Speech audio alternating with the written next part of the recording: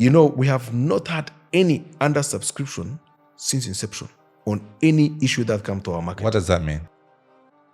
Whether it's Bank of Kigali, who has already raised more than $100 million, whether it's Brerwa that has raised more than 17 billion Rwanda francs, all these companies that have always come for our IPOs, they get subscribed 3 times at least.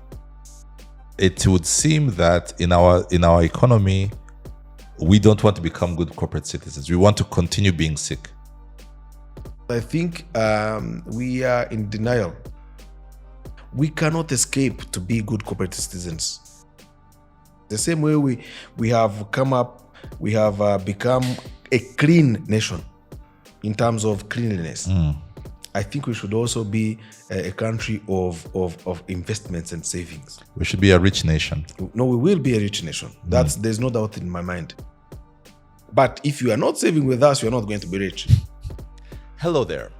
My guest this week on the Long Form podcast is Pierre Celestin Rwabukumba. An investor himself, Pierre Celestin is also the CEO of the Rwandan Stock Exchange. We shall discuss Rwanda's stock exchange, its challenges, the power of money markets in funding national investments, and share practical steps in building wealth from scratch.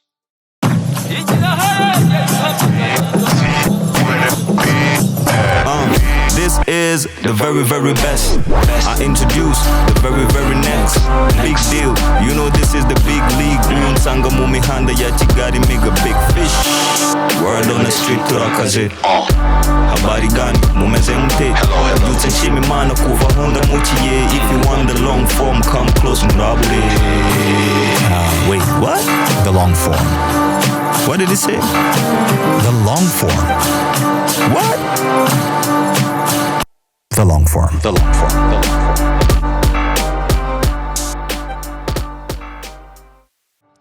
Before we jump into today's episode, I want to make a deal with you. About 69.5% of you who watched this very podcast haven't hit the subscribe button yet. So, here's the deal I want to make with you. If you hit that subscribe button today, I promise you that my team and I will keep making the show better and better in every single way. So go ahead and hit that subscribe button today. And now, let's get into the show. Bwana CEO, Bwana Pierre Celestin, welcome to the Long Form. Thank you. As CEO of the Rwandan Stock Exchange, I understand just how busy you are. Your days are very full. I know it's meeting after meeting after meeting. And it kind of tells me that you live quite a busy life being CEO. So you being here, spending time with me is something that I really appreciate. Now that you're here, I'm going to ask you maybe a question that might make you laugh because of how basic it is. But I want to just ask the most fundamental question of so that it gives us the kind of grounding that we need to start this conversation. What's a stock exchange? Right? That's the first question. Just help us understand what a stock exchange is. Number 2, why does Rwanda have one? Right? They're not all countries have a stock exchange, I'm sure. Rwanda did not always have a stock exchange. Why do we have one now? And lastly, how can Rwandans, including maybe even members of our diaspora, get involved in their stock exchange? And when you give us the answer to that question, can you actually give us real practical steps that, first I do this, then you do this, then you do this, and then you do that? All right. Thank you very much. Thank you for having me again on your show. I think a stock exchange is, we hear the word exchanging. You're exchanging something. A stock exchange is a platform or a marketplace where goods and services are sold. It's a marketplace like any other except that on the stock exchange, what is traded there, or which exchanges hands, it's called the securities. The securities mean shares or bonds or any other instruments that represents a certain value, in real terms. So what the stock exchange does, it makes two sides of the coin meet. There's the first one. On one hand, you have seekers of funding, that is entrepreneurs, institutions, governments, corporations, anybody who's looking for long-term financing for their business. Okay. So seekers of money. Yes. You are talking about Nyirangarama type. You are talking about Bralirwa or Bank of Kigali as the entrepreneur side. Why are they seeking for money? Because, everyone who wants to accomplish something, you need money. So basically they want to realize their dreams. Okay. You have an idea. That is what we call the entrepreneur. Entrepreneurship is about the idea, to undertake something. But you have to match it with money, long-term financing. So now, for this particular case on a stock exchange, you have entrepreneurs out there, which include government, by the way. Governments also can use stock exchanges to raise money. Municipalities can do the same. You mean cities? Yeah, cities. Yes, exactly. Even cities can do that. Corporations and so on and so forth. So that is the ideas that need funding, long-term funding mainly. Stock exchanges normally deal with long-term finance. Because in a stock exchange, on one side of the coin, you have the suppliers, or the seekers of the money. So they bring one of the products, to attract investors. So now when you have a company, you create the company as an entrepreneur, and then you give shares. You determine how many shares the company has to have, so that you can use that to determine how big your company is going to be and how to raise money in the long run. So the form of investors you attract on the other side of that coin is long-term savers, people who have saved their money. That is you and me. It's institutional investors like RSSB, for example, or insurance companies or banks and so on, or some other institutional investors who are looking to invest their money, giving you the trust, the entrepreneur. So pretty much what you're saying, if I can, is that there are two sides. There is the businesses that need money. Yes. And long-term money. And then there are those on the other side who have a little bit of money and are trying to make money. Exactly. Who are trying to invest. Thank you. So what it seems is that, if I'm getting you correctly, is that the exchange is the place where those two parties transact. Exactly. So the stock exchange, basically, it's a place where long-term seekers of entrepreneurs who are looking for long-term funding go and meet investors. Now, where they meet is where we call the stock exchange. So basically, as a stock exchange of a platform, we are a platform where people meet. Entrepreneurs and investors. Okay. We are basically an intermediation. Of course, in a stock exchange, you have a lot of people do all different work. You have stockbrokers, you have advisors of all kinds. You have lawyers who help you actually come up with your paperwork, because investors, when they come to you to give you their money, remember, in a stock exchange, people who are giving you the money, you, the entrepreneur, they are not coming to your house every day or your factory every day. They are passive investors. Normally, there are two different types of investors. There's an active investor who is running a company, a transport company, or a factory. You are the entrepreneur. You are an active investor. But passive investors trust you with their money for a certain period of time. I'm going to explain that. So now at the stock exchange, you can raise money either by asking the investors out there, the other side I was talking about, come invest with me, and you are going to own part of my company.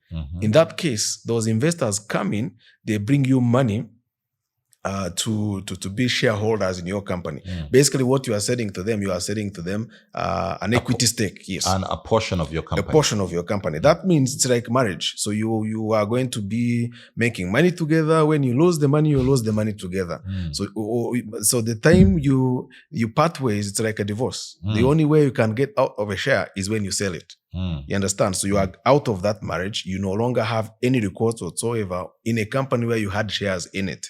You had shares. So now on the other side, to the entrepreneur, you remember what they are looking for is always long-term financing for their business. So there's another form of investment they can attract through a stock exchange. So this time around is what we call bonds. A bond is a debt like any other debt. Those investors who would otherwise buy shares in your company, you own the company together, they bring you a debt for a determined time. So what you're saying is that, so there are two things, if I'm hearing correctly. Yeah. That on one, there's shares. Yes. Right? Where you actually become a part owner of that company. And then there's another one where someone comes and says, I want X amount of money. I'm going to, please give me your money. I'm going to use it. And then one day I'll pay you back at a certain amount. Is that correct? Exactly, yes. So now the bond we are talking about, that's why they even call it a bond. You sign a binding agreement. So it's my word is my bond. Okay. You, the entrepreneur, you sign a promissory note to the investors into your company. You know, it's like you are going to a bank, but this time around you are going to the owners of the money themselves. There was no intermediation into that. So I bring you money so that I trust you during 5 years. And in 5 years, I'll come again and get back my capital. So investors in a bond, in a company, they are lending you money. The same way governments, for example, sometimes they issue government bonds. You know, investors out there, you know, savers, they bring their money to the government through the central bank. And government goes to do its own business. Every 6 months, you get an interest paid to you because you have lent the money to the government or to the company itself. Now, are bonds only given by governments? No. Bonds can be given by, government bonds, they are called government bonds or treasury bonds because it's a national treasury. Yeah. But, corporations can also issue bonds. We have a bunch of bonds already that have come to this market and some of them are still listed. Others have expired because they have a term period they have to expire. You can say, I need money to build my second factory. I need 5 billion. But instead of going to the bank, I am going to issue a bond to the general public. The public brings you the 5 billion for a period of 5 or 10 years, but they are not co-owning that business with you. But still, they are passive investors. The same way shareholders who come in a public company are passive investors. They are not coming in a management of day-to-day basis. I'd like to ask you, you said earlier that buying a share in a company is like a marriage. Yes. The marriage goes up, goes down. You just have to hold on. Yes. So if the company makes money, you make money. If the company makes losses, you make losses. Are bonds the same way? No.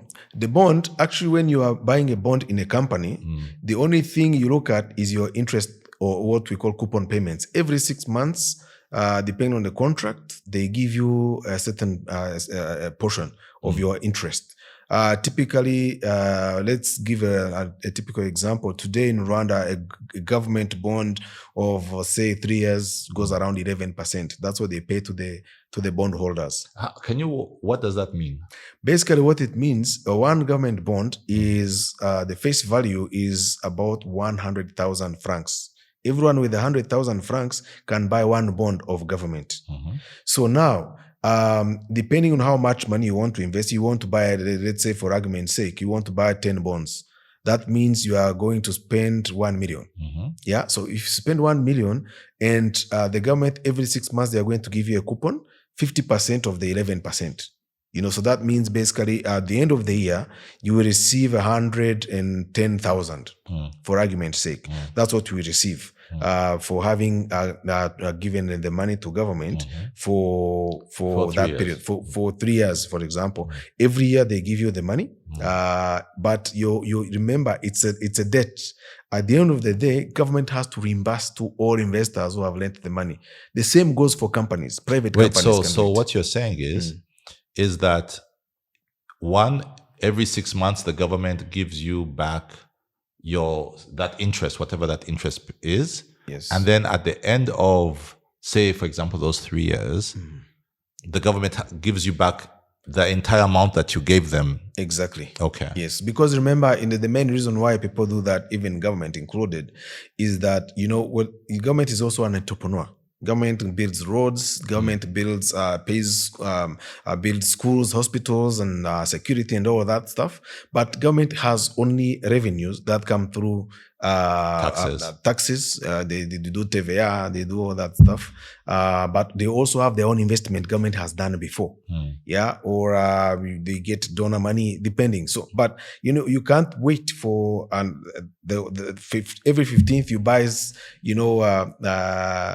you invest some small money, but you need the entire money to be able to accomplish your projects at the same time. So now, because you need a lot of money at the same time, you get it from investors and then you pay them slowly. Because the return to government is the taxes and other what do you call it? Investment government has done it before, or well-wishers who give donations to the country so that our life can continue. So if you remember now, the domestic revenues to government, they go beyond 60% nowadays, and then they borrow through the stock market, or they get concessional loans and so on through other means. But that's where they get money to pay back the investors who have bought lent them money. So now the same goes for companies. Depending on what you want to do, if you want to raise 10 billion, you can go on the market and raise that money from investors directly. Now, I'd like to ask, so one of the things that we often say in Rwanda is that the government doesn't go corrupt. Doesn't go bankrupt. I think the saying is, Leta na gihomba. Now, and that's why, people are maybe willing very quickly to buy government bonds. What assurances do investors have that if I'm buying a bond that is not from government, that I will actually get my money back? Is there any assurance? Well, I wanted to slightly correct you. Government can go bankrupt. Yes, I'm saying that I know that, but it doesn't. There's that saying. You have risk. Actually, they call it risk-free because a country is a country. A government can misbehave, but another one comes and replaces, and the country is always a country. So the country always come back and pay all the debtors, So, but for private companies, that's where the trick is. Corporate bonds issued by private companies, okay, they are perceived to be riskier. And that's why where you have a 3-year government bond paying 11%, always when you are a private issuer, the service providers, we have professionals who do, the ratings sometimes. Like a BRD, for example, bond, they were rated, I think, at AAA, in the local currency. You understand, with a positive outlook and so on. So now, so investors judge you because whenever you go to the market, you have to create what we call a prospectus. A prospectus is like what we call Muranga in Kinyarwanda. Yes. A prospectus is talking about you and everything about you and as why a company. People should invest in why should people invest in you? Why do you want the money? What is your governance structure? What is the risk profile of the company? What the industry and the country? There's so many things people look at and benchmarking. So the basic benchmark of bonds, of in any country actually is a government paper. Government issuances from 28 days to 20 years, or some countries even issue bonds for 40 years. In Rwanda, our yield curve goes to 20 years. Government today issues bonds all the way to 20 years. People have lent money to government for a period of 20 years. Now, but for private issuers, they look at all that. They look at the risk profile and so on. So you would find typically anywhere from 50 basis points to maybe 3, 4, 5%. So now imagine you're talking to people who don't understand what you're saying. So all these base points, I've asked you a question. Yes. Now, with government, we understand that, especially if it's in local currency, right? We understand, we as Rwandans, we understand that, if we give government money, we are likely to get back our money. Now, when it's a normal company, you've explained that they do a prospectus showing that, I'm long form incorporated, I'm a podcast, I want to have guests, I've been making X amount of revenue, and now that I want to ask you for money to buy more camera equipment and buy some more air tickets. And Celestin, give me your money. Then the question that I would ask is, and I'm just now speaking as, say, an investor into the long form podcast, is how do I know that, okay, I've read the prospectus, but is there any other assurance? Is there anyone else making sure that the things that I say in my prospectus, right, are correct, are accurate? Has someone gone and looked into my books? Is there a regulator who's making sure that I'm not lying to people? Is there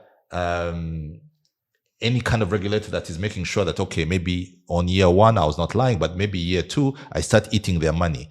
You know what I mean? Like, so that people who are investing in maybe private companies, because I think Rwandans on the whole have understood lending to government. That one has been easy for us. But the other one is the one that might be a bit harder to understand or to feel that, I feel safe. So I think fundamentally what I'm asking you is, how safe is our money when we buy a private bond? Okay, it's very simple. What happens basically, investors can definitely not trust a private company better than they can trust their own government. However, there are some instances, by the way, where you have institutions that are trustworthy than governments. You are talking about, you talk about ADB, for example, AFDB. If you talk about IMF, African Development Bank, or the World Bank. So those are institutions, supernatural institutions that have even a better rating than the countries they're operating in. But now coming back to local companies, domestic companies, that's where the question is. Of course, an entrepreneur who comes up with a prospectus, they don't write it alone. It's a set of professionals. You can have up to 12 different service providers working on one prospectus. It's like different doctors. One is in charge of looking at the accounts, other legal issues. The other, your own professionals. Nowadays, we have also even green finance, sustainable finance. You have someone to really verifiers nowadays who have to make sure that what you are talking about actually complies with the best international practices dictated by international organizations, yes. Looking after green finance or sustainable finance in general. So now all those service providers, they have their own associations where they belong to. They have reputation. They have careers to protect. So now, if you are talking about like the PwC, as an accounting firm of the big four, we know all over the world, a company like that, they are part of the prospectus. Okay. We have a reporting accountant who comes and they audit your own audit. And then you have the legal opinion. Legal opinion cannot come from your company secretary. No.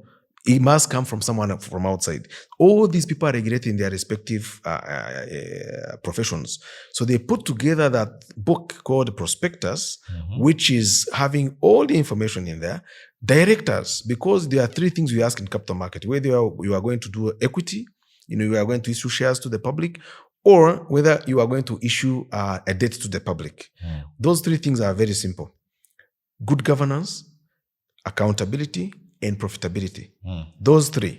So now, those 3, you must make sure that you comply with them, because accountability means you are audited by external auditors. Good governance means you have a good corporate governance, a board of directors, management, who are qualified, of course. And then third, profitability. You can't borrow money if you're not profitable. Yes. But you can borrow money if you are not profitable because you don't have enough funding. If you have good funding, good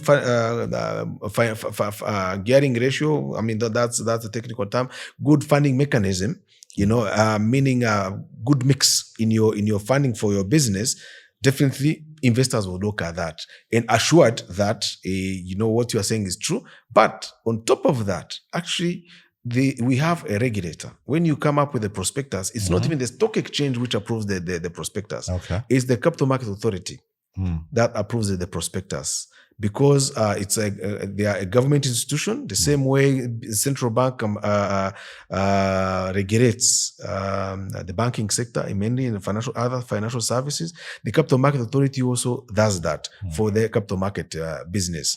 So now you also have the stock exchange. So both of us, we are given the same prospectus and the entire paperwork that is needed for us to process your documentation, so that we make sure that the investors are protected. So for us as a stock exchange, we approve the documentation looking at listing requirements, because at the end of the day, once you raise your money, whether it's a bond or an equity, at the end of the day, people will give you the money in a primary market.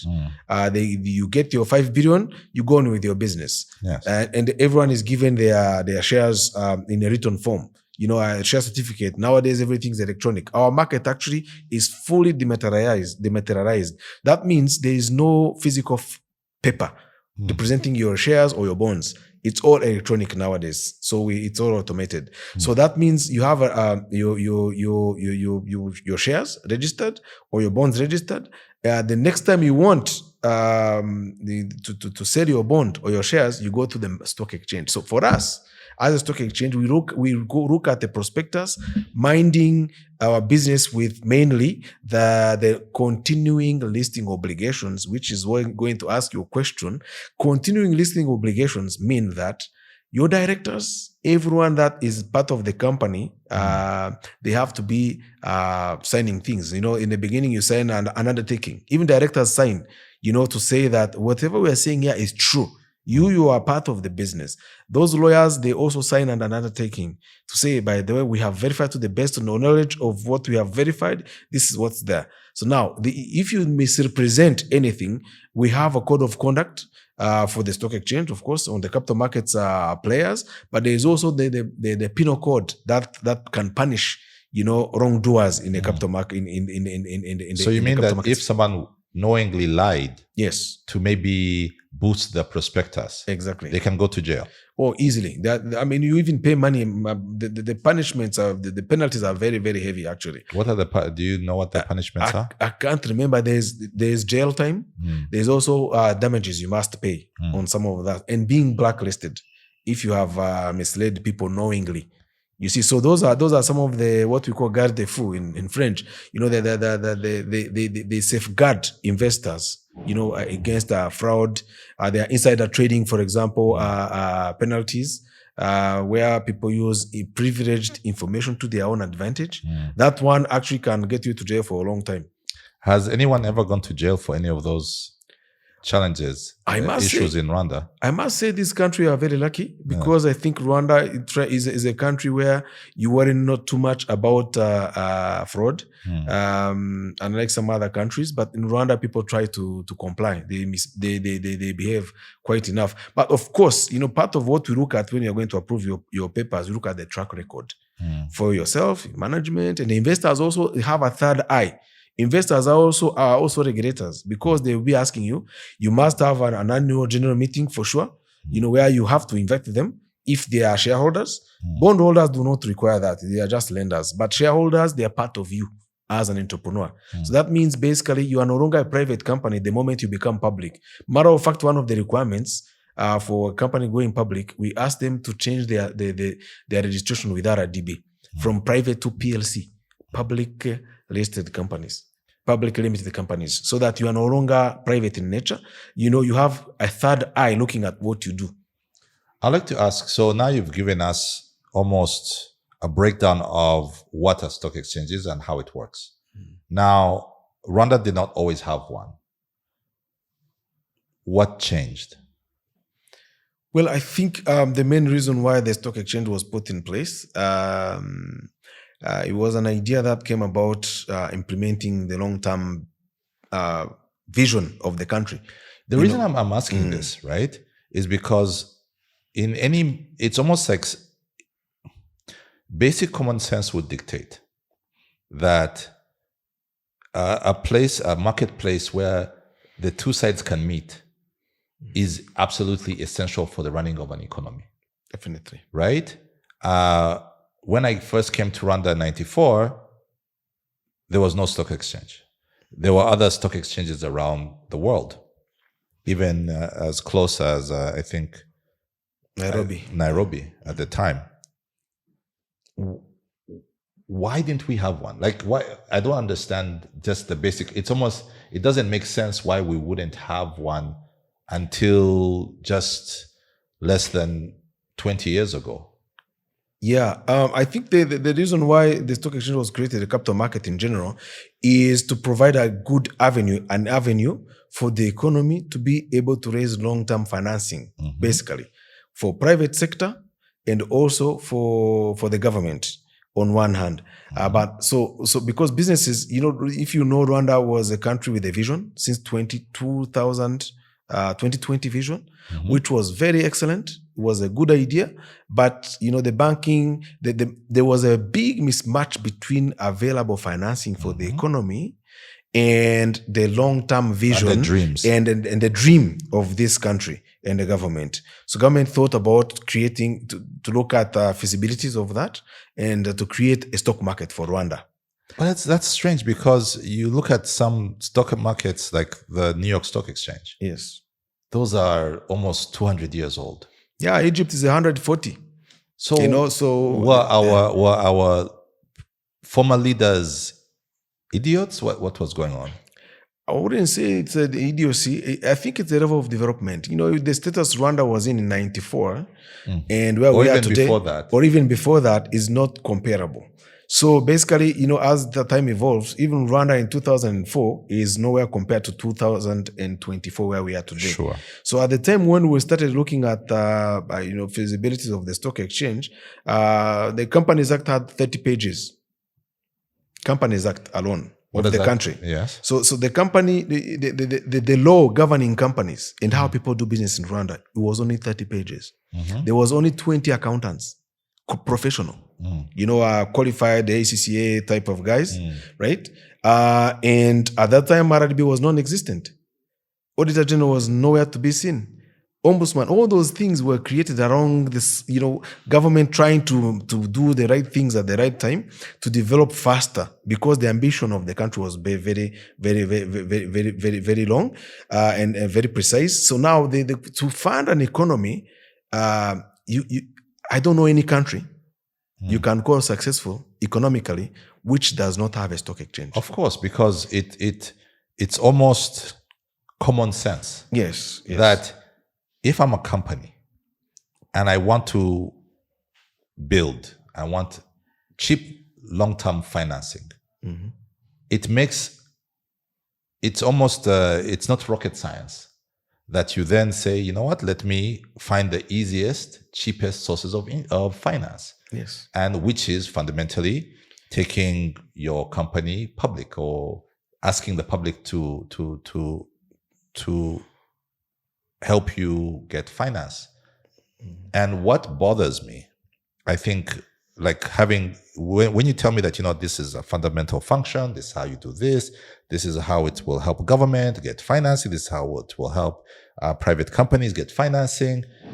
And then I hear that, this barely existed 20 years ago, then I'm like, my goodness, it's almost like countries that don't have a stock exchange are trying to fight Mike Tyson with one hand behind their backs, actually two hands behind their backs. You're trying to develop without the easiest source of money. Yes. It does not make sense. And it does not make sense that our leaders did not think to reach out to this low-hanging fruit. Yeah, I mean, I think it's the level of development where we were as a country in rebuilding. You understand? So now the vision to 2020 and our financial sector itself in general was lacking. You understand? So institutions like RSSB were not regulated, for example. You understand? And they are holding the biggest bulk of our money, for pension. Savings level were very low. We are talking about 14 now. I don't know where we were at the time, but it was in much, much, much lower. So basically, it's killing two birds with one stone. Number one, you are fine when you create a stock exchange, which was the reason why government actually eventually decided to create a capital market in Rwanda. You remind me, what year was it? I think 2005, that's when the project was approved, but launching officially was 2008, the capital market in general. Okay. The stock exchange, we started in 2011, a fully fledged stock exchange, because before we were doing regulation and the marketplace at the same time. So now, the one on one hand, we were, the government was trying to find how we can finance the economy through the capital market, but also on the other hand, to provide a trusted place where people can save. So you are fostering at the same time entrepreneurship and the savings culture amongst the people. That means you are also trying to increase local ownership of local businesses, and the growth comes together. So basically, those were the two reasons. The third one was to promote good corporate governance within companies. So those three things actually, they are still the same. We are still, trying to get more companies join the market and getting more people to invest. How many companies are in the market right now? Right now, we have 10 listed companies, equities, 5 of which are from the region that are cross listings, and 5 domestic companies who have their shares listed. But we also have a few, 3 companies which have their bonds listed right now as we speak. Yeah. Okay. In addition to those. Yeah. Now, so let's say I'm now convinced. I have a bit of money. Obviously, I know how to get money and put it in my bank account, my savings account, to get 8 or 9% per annum. Now, let's imagine that I want to now. You're telling me that government bonds can go from 11% onwards. You're telling me that private bonds can even be higher because of the risk profile. I'm convinced. Can you take me through the steps that I need to take to actually trade or buy? Okay. Yeah, it's very simple. The first step is to be convinced. Of course, you are convinced. I'm convinced. Now. The second step is to choose an intermediary who's going to help you. The same way you would buy MTN if you want to have a line, you go to MTN or Airtel. That's what we have in Rwanda. Now, for the stock market, we also have what we call stock brokers or intermediaries who are licensed members by the Capital Market Authority, and they are members of the stock exchange. So we have about 10 of them registered in our market. But those who are very, very active, there are about 6 of them. Those are institutions, not individuals. Okay. So they are fully licensed in companies that do that kind of business, or any of your banks can be able to assist you, in doing that. So basically, you fill out a form, and we call that a securities depository. A securities depository form, CSD account. So that's an investment account. It's not a money account. It's an investment account. Can I do it? Do I have to be in the country to do this? You don't have to be in the country. You can reach out to the brokers. They all have websites.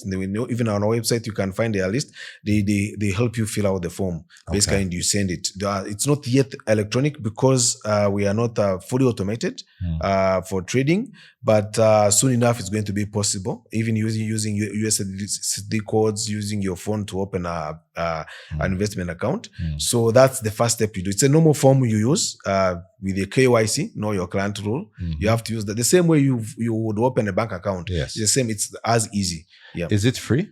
It's free of charge. You only have 2 passport photos. 2 passport photos. What else? And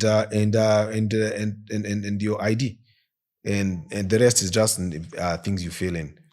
And then say I've gone to this company, I filled it in, then what?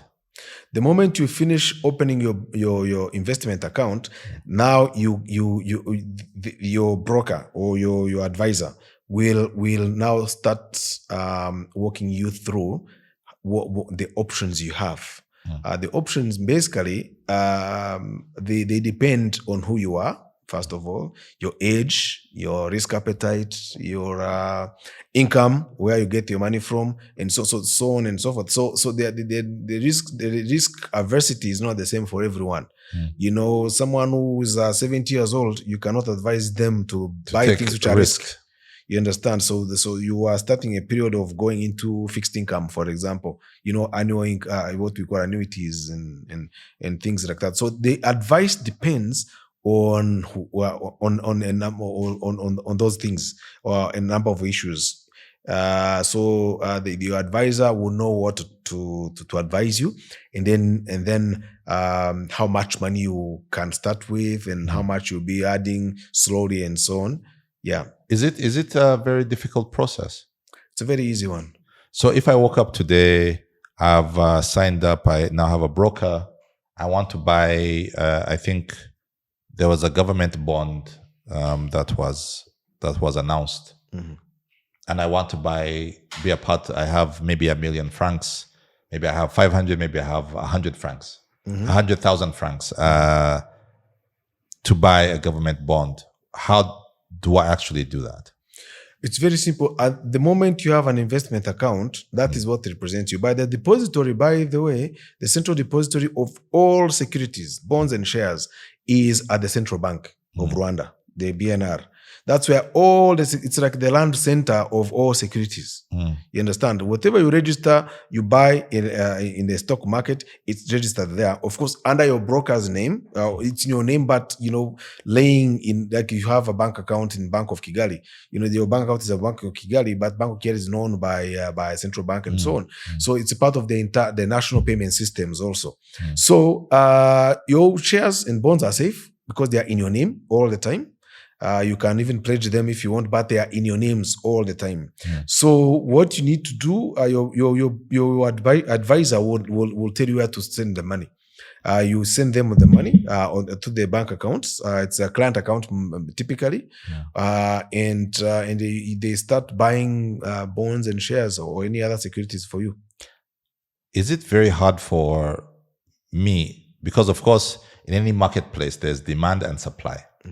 So obviously, I'm thinking that the demand for government bonds are quite high because it's such a safe investment vehicle. What is the likelihood that with my 200,000 francs, I might be able to buy 200,000 francs worth of government bonds? Especially when they are like, you know, rich people like yourself who maybe are trying to buy 100 million worth of francs, 100 of shares. I mean, of bonds. Yes. You know, earlier I mentioned something about primary market. So the primary market is where an issuer is coming to the market, say government wants to issue bonds worth 20 billion Rwanda francs. We normally do it for 3 days. 3 days, investors come and subscribe, and the issue is closed because there is such high demand, mainly from institutional investors, but also some retail investors. So retail investors typically go around 8%, between 5 and 8% of the entire issue nowadays. So now what happens, there is a set of criteria we follow, you know, in giving those bonds or the shares when they come to the market. Priority is always given in a primary market to retail investors. Most of the time, actually, I would even go as far as saying all the time, retail investors are given priority because they're not looking for a lot. You understand? So the prospectus, if it's a private prospectus, it says it. But for government, it's obvious. Central Bank is the one processing that at the primary market level.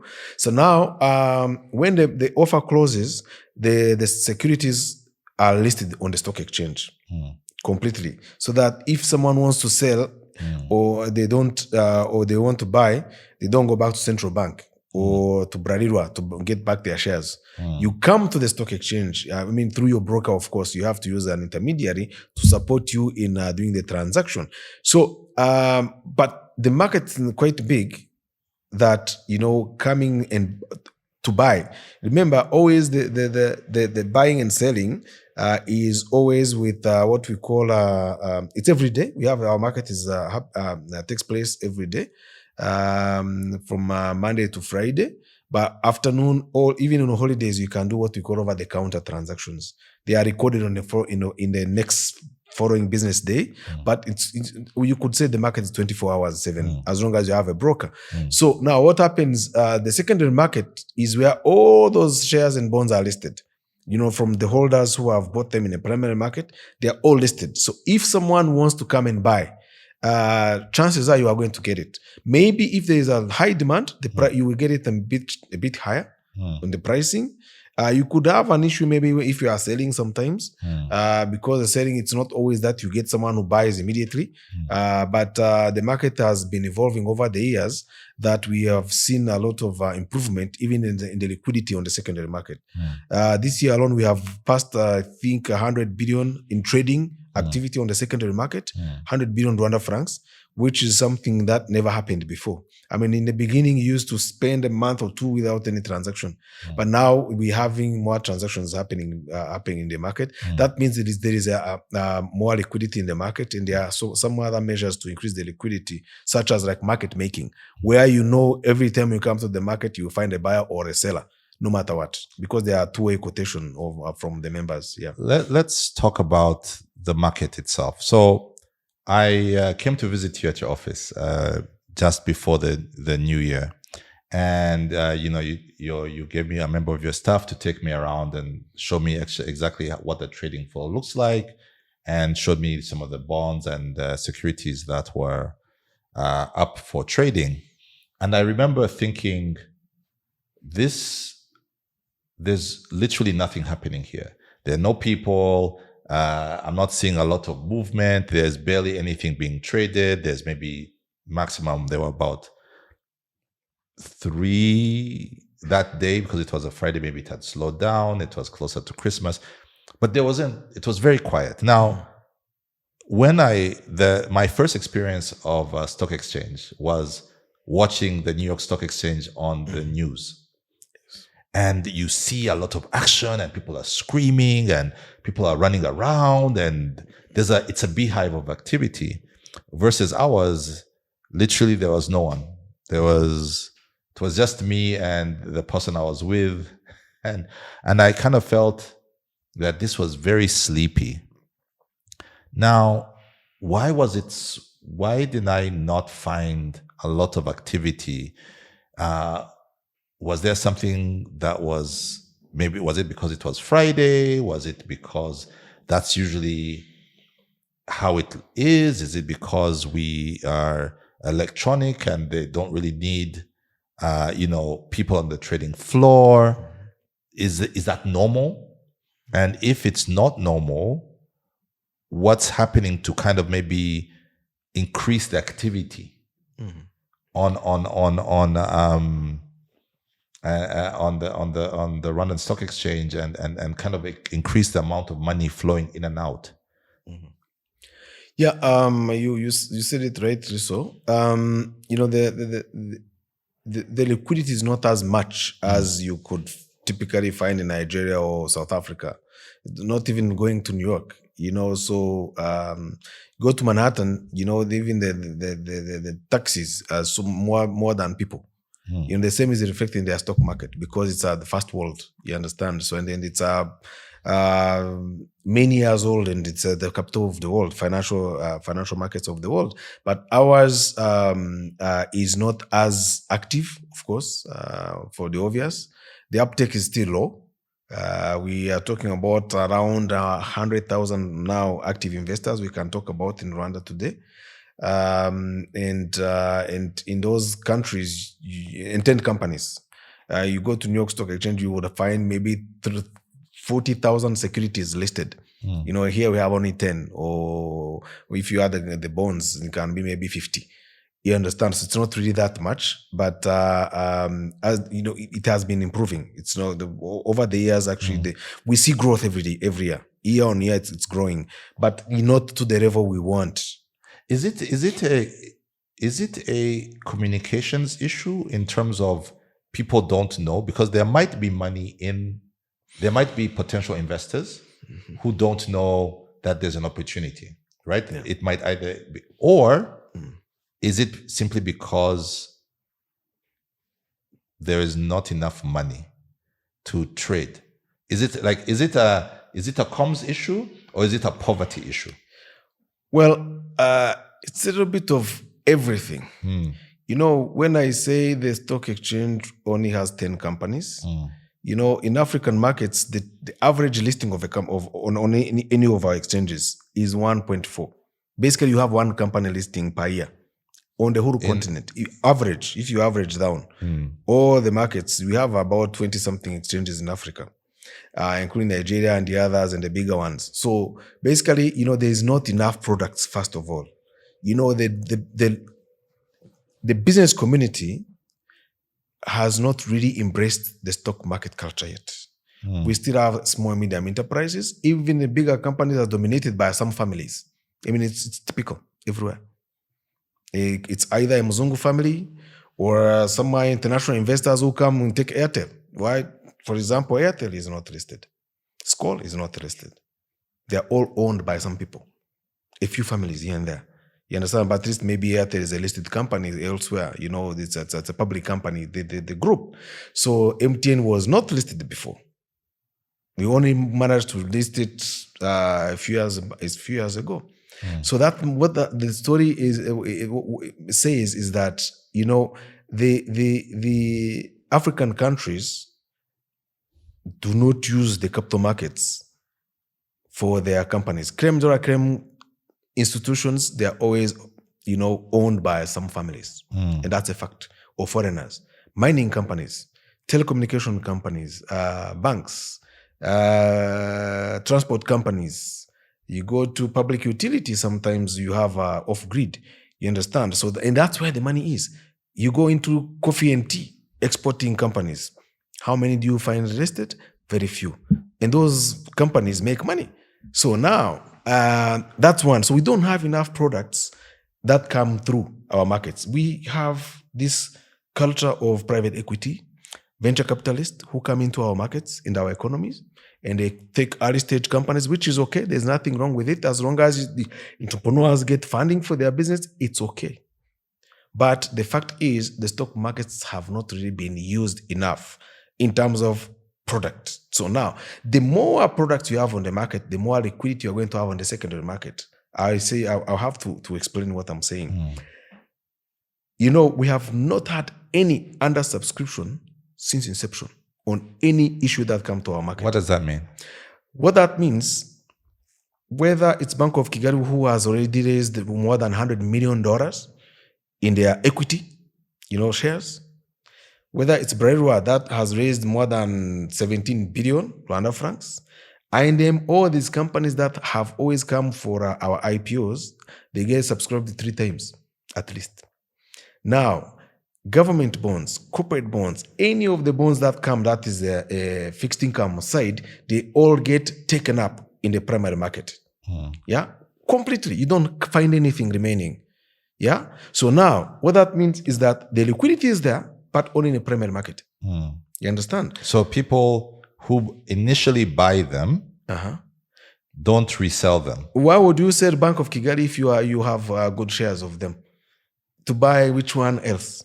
In other markets, you have Equity Bank, maybe you have, you go to New York, you have a bunch of choices, companies across the world. You can take your money out of one. Exactly, go to the other one. But here, the lack of products is a big problem. If I have good asset, I will not sell it. I will keep adding more, actually, instead.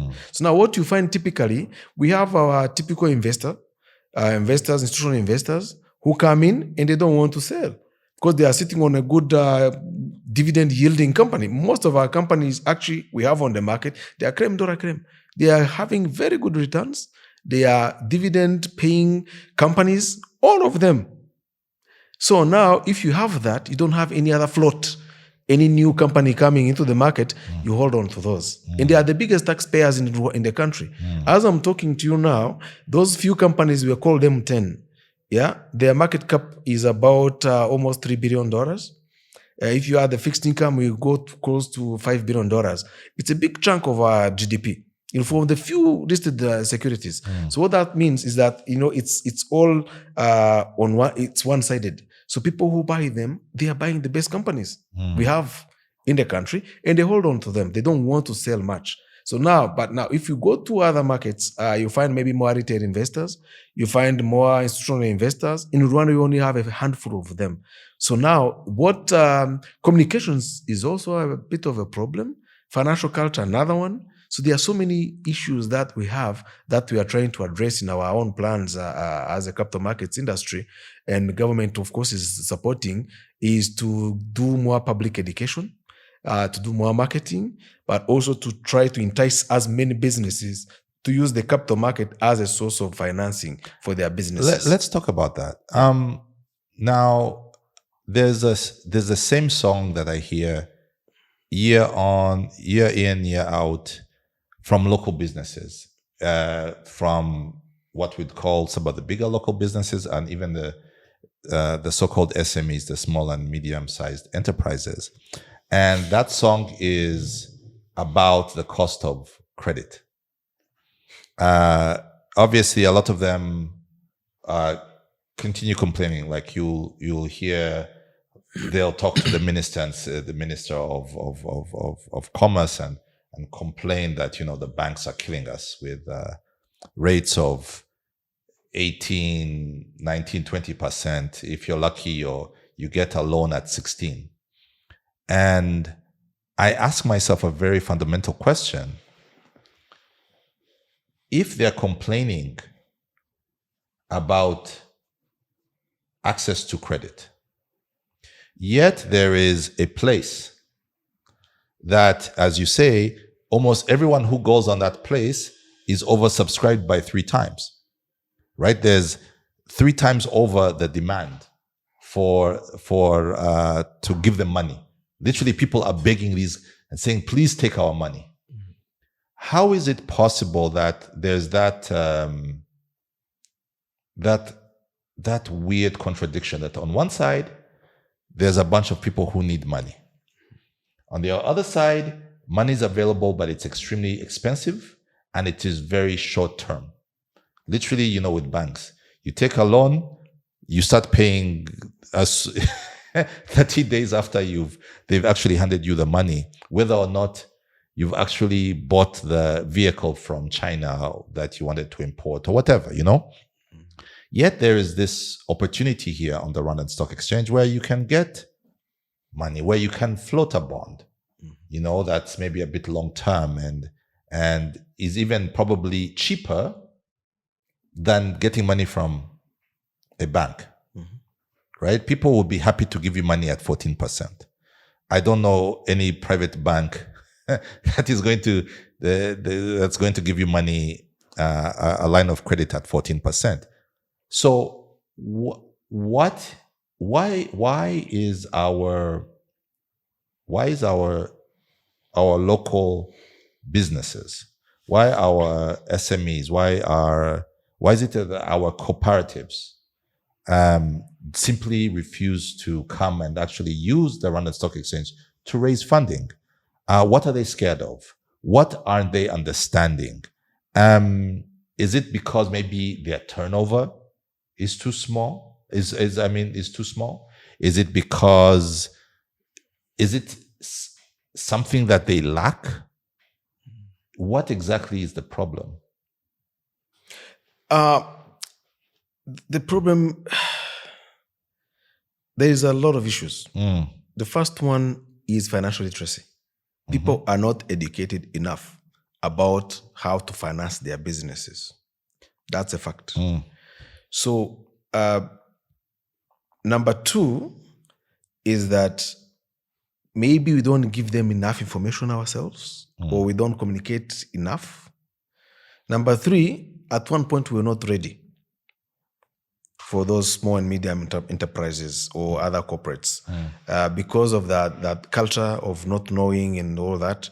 But also the governance part was very, very, very crucial. So when you build a market, you don't start with small businesses so that you do not create mistrust. Like you said, in starting, people trust government, first of all. Government has done it. It's good. Privatization has come for some companies from government. Oh, they went well. People made money in Bralirwa, Bank of Kigali, I&M, MTN, all those companies, people started making money. That's the culture. So it has to be done in phases. Now, we reached a point where around 2018, we decided now to create a platform even for small, medium enterprise companies, okay? And start working them through how to raise money using the capital markets to raise money. But with that, even with that, we didn't find any companies that are qualified enough. So we went on to create a project now to hold their hand. Why? Because we realized a lot of people, they are looking for money, but they don't want to do what it takes to get the money. What does it take to get the money? To take the money, it takes 2 or 3 things. I could state that one, you must be worth it. That means your business must be viable. You must be trustworthy. That means your accountability and a good governance must be right. You understand? Then the money will just come your way if you are clean enough. So that's where we came up with this project called the Capital Market Investment Clinic. We call it a clinic because we believe that everyone needs a health check. Because everyone is sick. Everyone is sick. I can tell you that. I mean, you can poke anywhere, you can find everyone has some issue. I wouldn't poke on government probably, but you see some people go to jail sometimes because they have swindled public money. So, but that's not the entire government. But now when it goes to the private sector, it leaves a lot to be desired. Why and how? Family typical thinking, family-owned, family businesses, right? They have the thinking of it's me and my family. Yeah. Corporate governance is not followed much, most of them. People, they do their business from their pockets a lot of times. People divert even the loans they get from those banks when they can get loans. They divert the money to do other things. So now within the capital market, remember using public money. So public money, we must be very, very vigilant to protect the investors. So all those the requirements, we put them in place to come clean. So we go and handhold those companies. Now, actually, I can proudly say we have already onboarded 3 companies that have already all successfully raised money, and they are private and small, medium enterprises What in are our the market. companies? What's that? What are the companies? There's a company called Energy Cotel. They produce electricity to the national grid. There's another one also in the energy sector, Prime Energy, which has just raised money this quarter in September. They listed a 7-year bond. They got, I think, 9.5 billion. That's what they were looking for. Energy Cotel was looking for 6.5 billion of 10-year money. And they used some of the money to restructure the banking finance they had. You understand? Even the one of, I think, Prime Energy was even a green bond. This is on fashion. Today, green finance is very, very attracting a lot of investors. And the third one is a small company. Typical company now no one would know before they came to the market. You probably eat their kaunga in your supermarket. A small and medium enterprise company, under 5 years old, which is operating out of the Bugesera free zone. Yes. They are making kaunga. They are selling the Mahui Green Millers. That's how the company is called.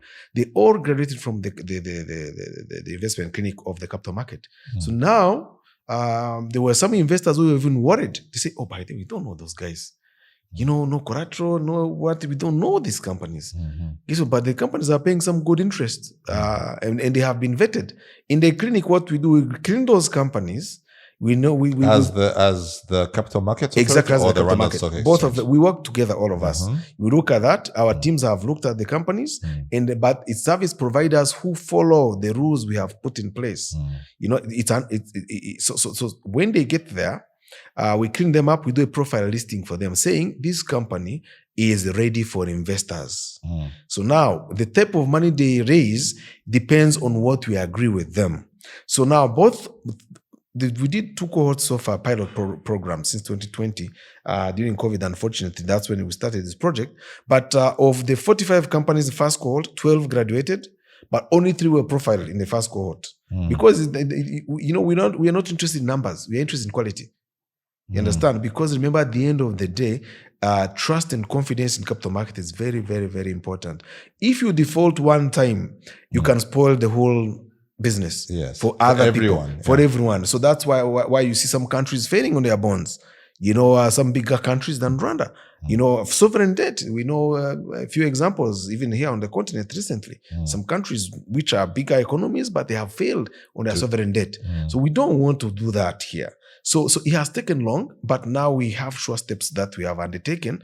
I believe people are going to start believing in that and joining the market as an alternative source of financing for their businesses. So the issue wasn't necessarily how big their turnover was. It was more about the governance of the knowledge and the mindset and all that stuff. It's an entire culture, by the way, that has to change for both on entrepreneurs, also the investors, by the way, out there. Because remember, these people who come raising money, they would have gone to their bank. You understand? If a bank can be able to lend them money, even an investor should be able to trust them. To buy shares or bonds. But I guess the bank usually also has collateral, right? So of course they do, yeah. Buildings and cars and whatnot, and the investors just have their word. Yes. Yeah, that's what happens. But there are some instruments that could come with guarantees, or partial guarantees, or investors look at the underlying business risk. If someone is selling food, no one takes food for free. Or on a loan. You can't go twice to your restaurant to get them food for free. You understand? So you look at some of those,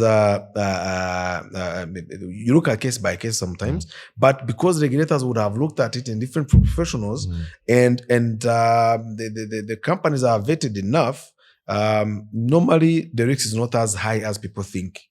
Yeah. So you were talking about the clinic and the fact that 12 companies so far have gone through the clinic. But then out of those 12 companies, only 3 have actually been listed. Why only 3? And furthermore, that's when did the clinic start? The project we started in 2020, then COVID came. Okay. So now since 2020, we're now in 2025 as we speak. Yes. So over 5 years, only 12 companies, local companies, have gone through the clinic. Why is that so? Is it because people did not know? Is it because there's amount of money that you're asking and maybe people can't afford? What exactly?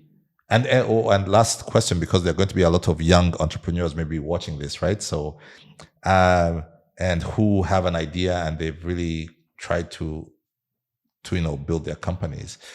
How does someone get on the list of the clinic? Because you're saying they're sick, okay, they want to get healed.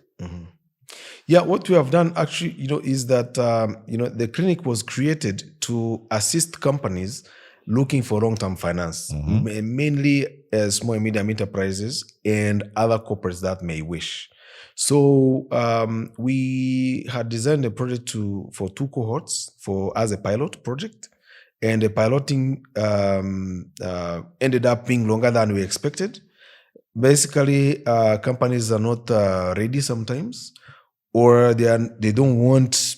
I mean, they find it difficult. They would rather go to a bank and get a quick loan instead of coming through that. Because what we require them is to really be as if they are going to be listed.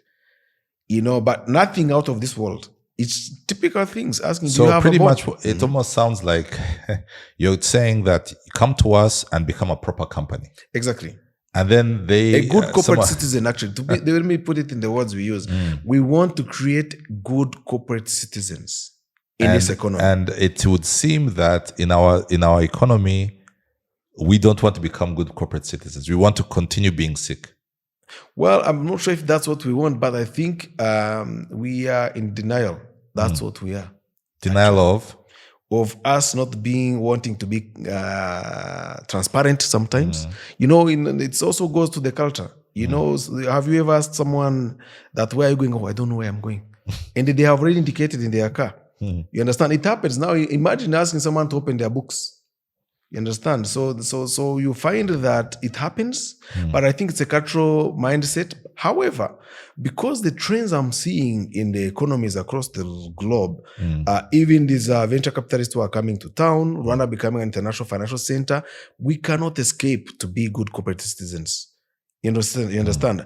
ESG. That's environment, social, and governance initiatives that have started now. You cannot escape sustainability. Climate change. Even banks are going to start asking you how you are contributing to reducing greenhouses, emissions. Or how Before they give you money. Before they give you money. Yeah, they're going to be starting to ask that. Some regulators have started already on their own. Central bank has come up with their own list of things to do for banks. Even in the capital market, the stock exchange, we have come up with our ESG guidelines. So basically, there's nowhere to escape. So now it will be remaining with a lot of fallacies instead. Because one thing an entrepreneur must put in their mind is this: a debt is a debt, regardless of where you get it from. The only difference is maybe the rate of how much you're going to pay, the interest payment you're going to do, or how often. If you go the capital market way, you only pay every 6 months. Or once a year. Sometimes you even pay a bullet payment at the end. You understand? And you have a pay every month. If it's a bank, every month you have to pay something.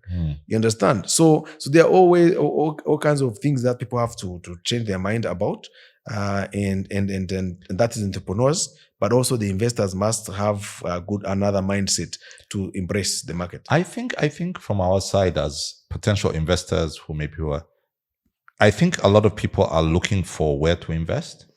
Hence why, for example, I look at sometimes our real estate market and I think it's somewhat overheating because there's now a bunch of liquidity and people are saying, you know what, let me buy land. Let me buy a house. Let me buy a forest. Let me buy, because they have the money, they want to invest their money. But there's not fundamentally where to put it other than some of those places that we've been putting our money for the longest time. I think you're going to have quite a challenge getting people to join your clinic because of one thing. You were talking about secrecy, and I was thinking, oh gosh, you're asking people who have become used to avoiding taxes, especially taxes, my goodness, to actually say, you know what, these are my books. And because you're not the only ones who are going to look at their books, it's also probably the taxman as well. And they're saying, oh gosh, I'd rather suffer with the bank rather than potentially put myself in trouble with the taxes. Well, I think, you're right in a way, but that's a thing of the past. You see, I like to call this, again, another fallacy in our industry. It's a fallacy. Why? In Rwanda today, when you register a company, 6 hours later, the taxman knows you exist. The same number is linked to the Social Security Board. You understand? That means all those people and your own regulators, you understand? All those people know that you are existing nowadays. You can't really easily buy something without a TVA anymore. EBM. A EBM machine, it has to be operating. So that means a lot of people actually think if you go through our way in the capital markets, people are going to see what I do. You cannot hide from government in Rwanda anymore or any other regulator. Trust me. Even your customers, some of them, there are some customers now who are requesting you to say some issues about environment. Yes. So now, we will get to a point where compliance with the sustainability matters, governance, good practices, gender balance, all that stuff will come whether we want it or not. So now it's better for us to start now, because I know and I'm convinced money you get from the capital market, it will always be cheaper for you if you are an entrepreneur looking for long-term financing. Is the clinic free? Is it still open? I would say it's free, but it's not free because if you make it free, people will think it's not important. You understand? So going to the clinic is, we subsidize it very heavily by because the aim of the clinic is to get you ready to be in a position where you can attract investors. No, but tell me what the cost is if it's not a The secret. cost so far, we asked for 1.8 million francs. Okay. For you to go all the way to be profiled. I mean, would that? I'm trying to understand. So, as say you 1 are 1.8 million, Mm-hmm.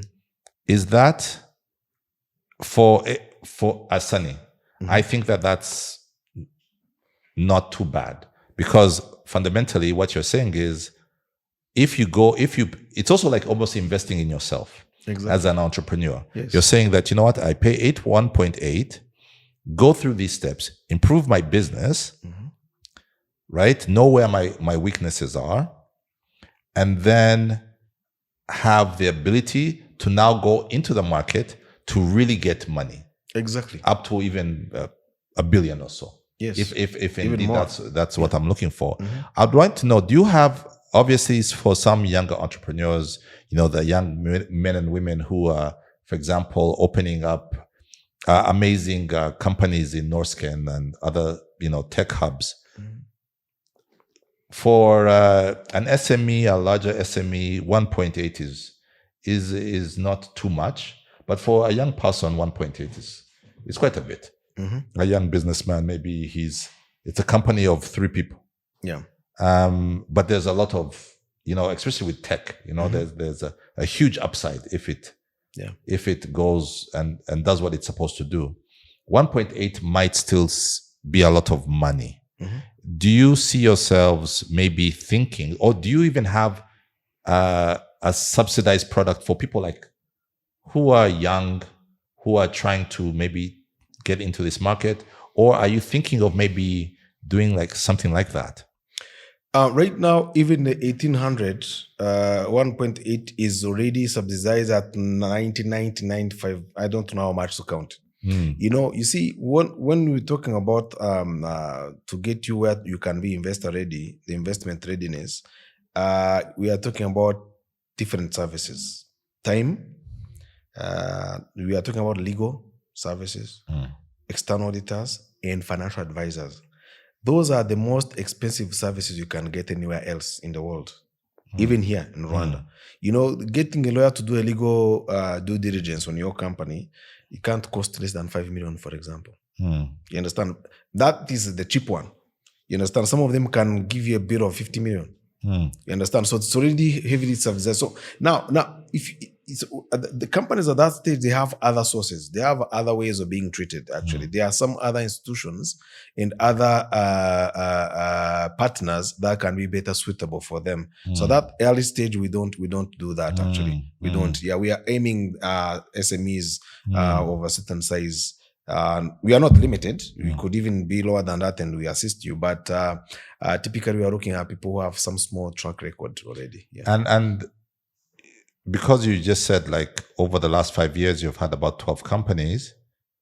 Are you looking for more companies today? Are, actually. Yeah, we have. And what is the process if I'm a company to come and say, you know what, they've watched this episode, they're thinking, okay, maybe it might make sense to go down the securities path? Okay. In the beginning, we were also on a learning curve because we were venturing in an unknown territory because of the problem we had noticed in the economy. The first cohort we did an announcement. Companies showed up, 45. Then we have 3 steps. The first one we diagnosed, and then we find a report, and we hand you over to a set of transaction advisors. 3 that I mentioned: legal, accounts, and financial advisor, to help you to go now do a proper due diligence on you, hands-on, on the ground. From there, we propose to you an improvement plan. If you go through the improvement plan the way we want it, we get to the last stage, which is profile listing. We say this company, we can put a stamp of approval. They can attract investors of any kind. It can be an angel investor. It's not about listing, by the way.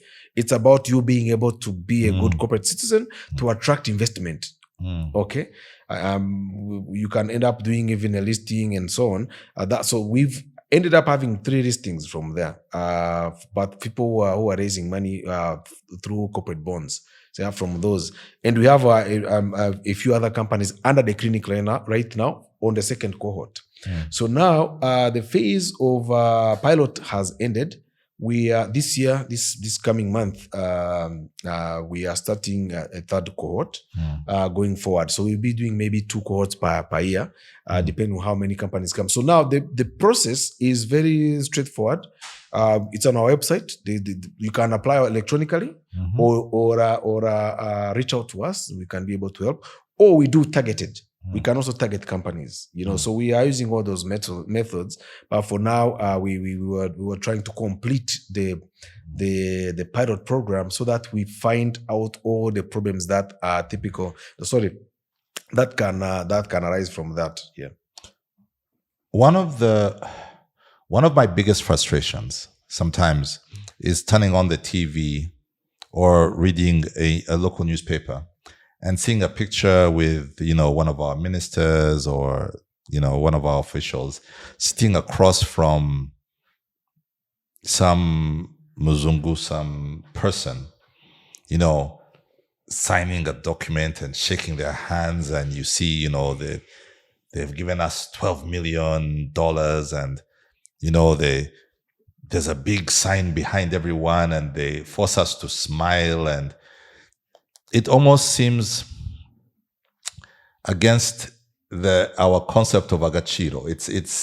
It's begging. We're constantly begging, and I wish there's a problem. There's begging, and then there's the world is forcing you to actually acknowledge that you're begging.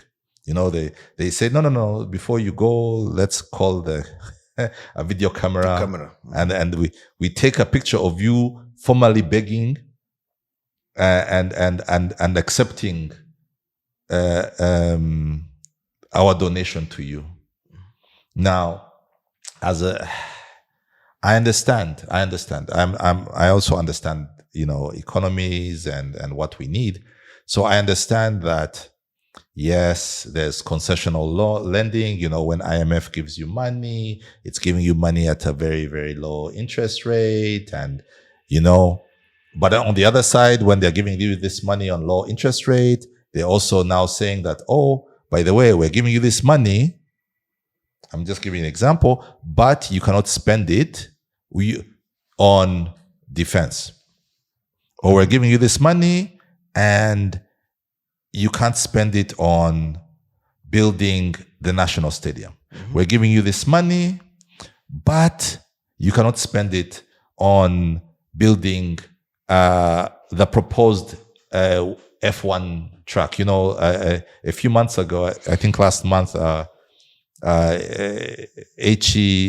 Kagame announced that Rwanda is bidding to become the Africa host of F1. Now, a track, I as soon as he announced that, I started to figure out, okay, what does a track cost? So one of the cheapest tracks cost about $180 million. The most expensive ones, some of the ones in Saudi Arabia can go up to $1 billion, but there's that range, right? It's between 200, about 150 to, on the lower end, to $1 billion or so. Now, very often when we get money from our so-called development partners, they also do tell you that you cannot spend it on this. Or they'll give you money only after you've, for example, promised them to cut the civil service.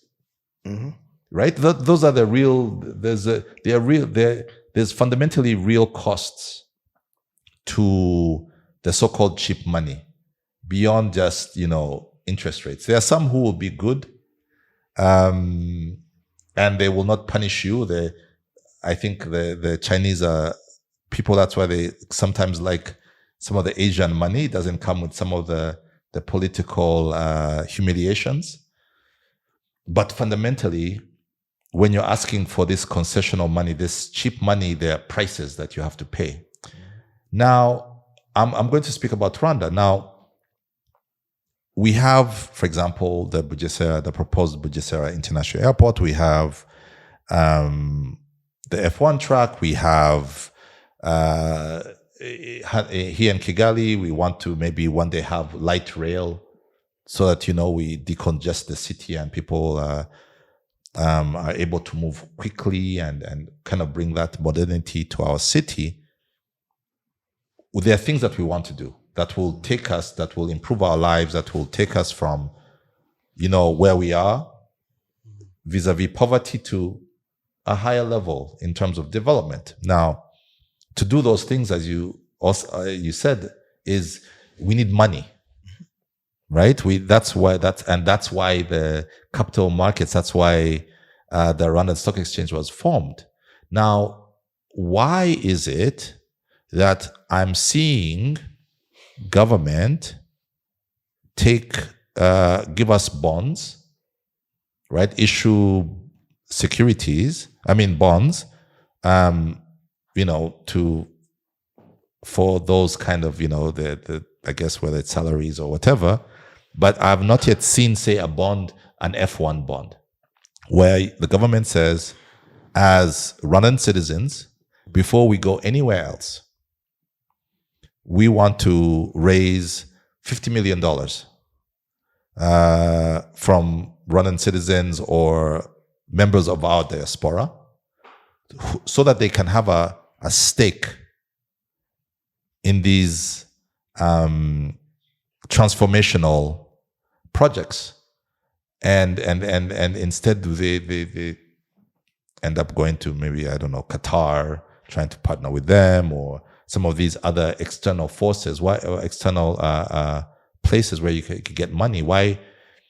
I guess fundamentally, why hasn't government, or why haven't, maybe let me not make it about our government, why haven't I seen a lot of African governments go into their own money markets for specific transformational projects? For example, dams, right? Why don't I see that? Why don't we see, Nyabarongo dam, a Nyabarongo dam bond? Because I know they do it elsewhere. Why doesn't the city of Kigali issue a bond for the building of, the Kigali Ring Road, so that, cars coming from Musanze that are maybe trying to go to the Eastern Province, people don't have to go through the city, and therefore decongest, and maybe even put a toll road, put some tolls there. Why haven't we really used the money markets to fund some of these things that we want to do? Well, I think maybe I can slightly correct you on one aspect. It was done, actually, to a certain extent. The first Euro bond, I was going to talk about two things. The Euro bond was external. No, I understand. I will continue. Yeah. So the first Euro bond came about at the same time with Agachiro Development Fund, right?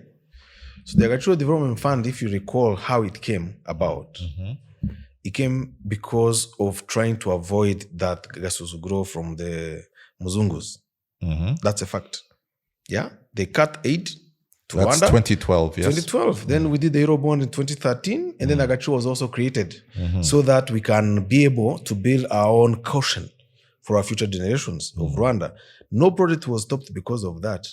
The country did not fail. Children went to school, hospitals kept open, and that particular term of our president continued all the way to the end without failing anything. Why? all those projects, like Agaciro did some of them, when Rwanda put their money together, that's the spirit actually. That to show you it's possible. Yes. You understand? You just now need to create vehicles for that. And capital markets are there for that. It's possible. Capital market creates full independence of a nation. It creates an avenue for ownership of our own assets. It's possible. Now, on the other hand, the reason why I was bringing at saying the small correction was that through at that same time, remember we were trying to finish the convention center. Yes, we were trying to finish the dam of Nyawaron 28 megawatts to the national grid, and we were trying to refinance Rwanda for expansion. $400 million they went for all those projects. $250 million went for completing convention center. Look at where we are at MICE today. We are number 2. We have surpassed Marrakesh in Morocco. We are number 2 after Cape Town today as Rwanda. Rwanda, 1.5 tourists are coming to the country thanks to the accessibility all the time and the infrastructure. 1.5, I think. 1.5 million. Yes, are coming to Rwanda. As a result of accessibility, amenities, MICE is there. You understand? Then the national grid was 28 megawatts were added to contribute to the electrification of our economy. You understand? So all those projects were done like that. So that's a form of thing you can do. Save for that one was done outside of Rwanda. Yes. Because of the obvious, most of the money that was needed was in hard currency. Yes, in You USD. understand? In US dollars. So it makes sense to get that money from outside. But guess what? Remittances today, they have reached $500 million. Into Rwanda in 2023. So for people who don't know, remittances, that is money coming from our citizens being sent back home. Yes, but we are not that, I don't think there is any, there's something I think RDB is doing to try to find out where the money is going exactly. But that tells you there's some money from our own citizens out there that can be taken advantage of. Now, going back to your question, it is possible to also do it domestically. Municipal bonds can be issued. We've been doing some project with the Ministry of Finance and a local government and a few cities. We've done a shadow rating for 10 secondary cities, including the city of Kigali. What do you mean shadow rating? It's a rating you do for entities to look at, to find out their state of preparedness in case. So saying, is it like rating them that, like how a government can be AAA? Yes. So it's like saying that, you see how ready, if you can be ready to do a municipal bond, because we see that as another way of doing financing for different projects across the country, including the city of Kigali. So you've already done those? We've done that before a few years ago. It's a project which is ongoing. So we are still looking around. But now you have to be mindful of this. As a country, we are not an island. So we are governed by international Bretton Woods institutions. You know that. So that now we have debt ceilings with the IMF and all that. So it's not that easy. You have to also balance that. Ministry of Finance has the task to look after that. Central Bank has the task to look after the balancing of our own currency. You understand? So that's why you see government not just borrowing for the sake of it. You understand? I guess I'm not saying, here's the thing. I'm not saying borrow for the sake of borrowing, right? I'm saying there are some of these, whether you look at the RPF manifesto and that then became NST2. Yes. You see that there are things that need to be built. Now, all those things will cost money, right? But then if we build them, there'll be the things that then will generate whatever we need. Yeah. So I think I get to that now in a moment. So the debt ceiling is imposed by the World Bank and it's the IMF. good that you use the word imposed. Yeah, it is imposed, unfortunately. However, it doesn't mean there are no other things that can't be done. Can't be done off balance sheet, for example.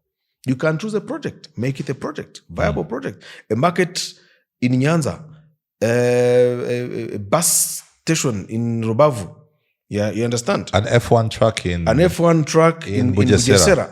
That one can be a project on its own. Actually, if it's profitable enough, or if they can be found some way of packaging that thing, You can call on people to invest in it. It has happened in different places. It can happen in Rwanda. So to answer you, I think it's something that it's food for thought. People can get together and see what can be done. But capital markets, again, I believe in it. It's the biggest democratization of any economy. No, it's really interesting that you use the word imposed, because I think everything started with that that question. My question then started within the framing of, I'm sick and tired of being of us as Africans as being seen as beggars. Mm-hmm. But then it's also interesting that the people that we beg from also are trying to handicap you, because that's what it is. When you tell me that I come and say, oh, you can't borrow, but I'm like, okay, then what are you saying? You're literally saying that you're stopping me from growing. And okay, what next? You're not going to give me the money that I need.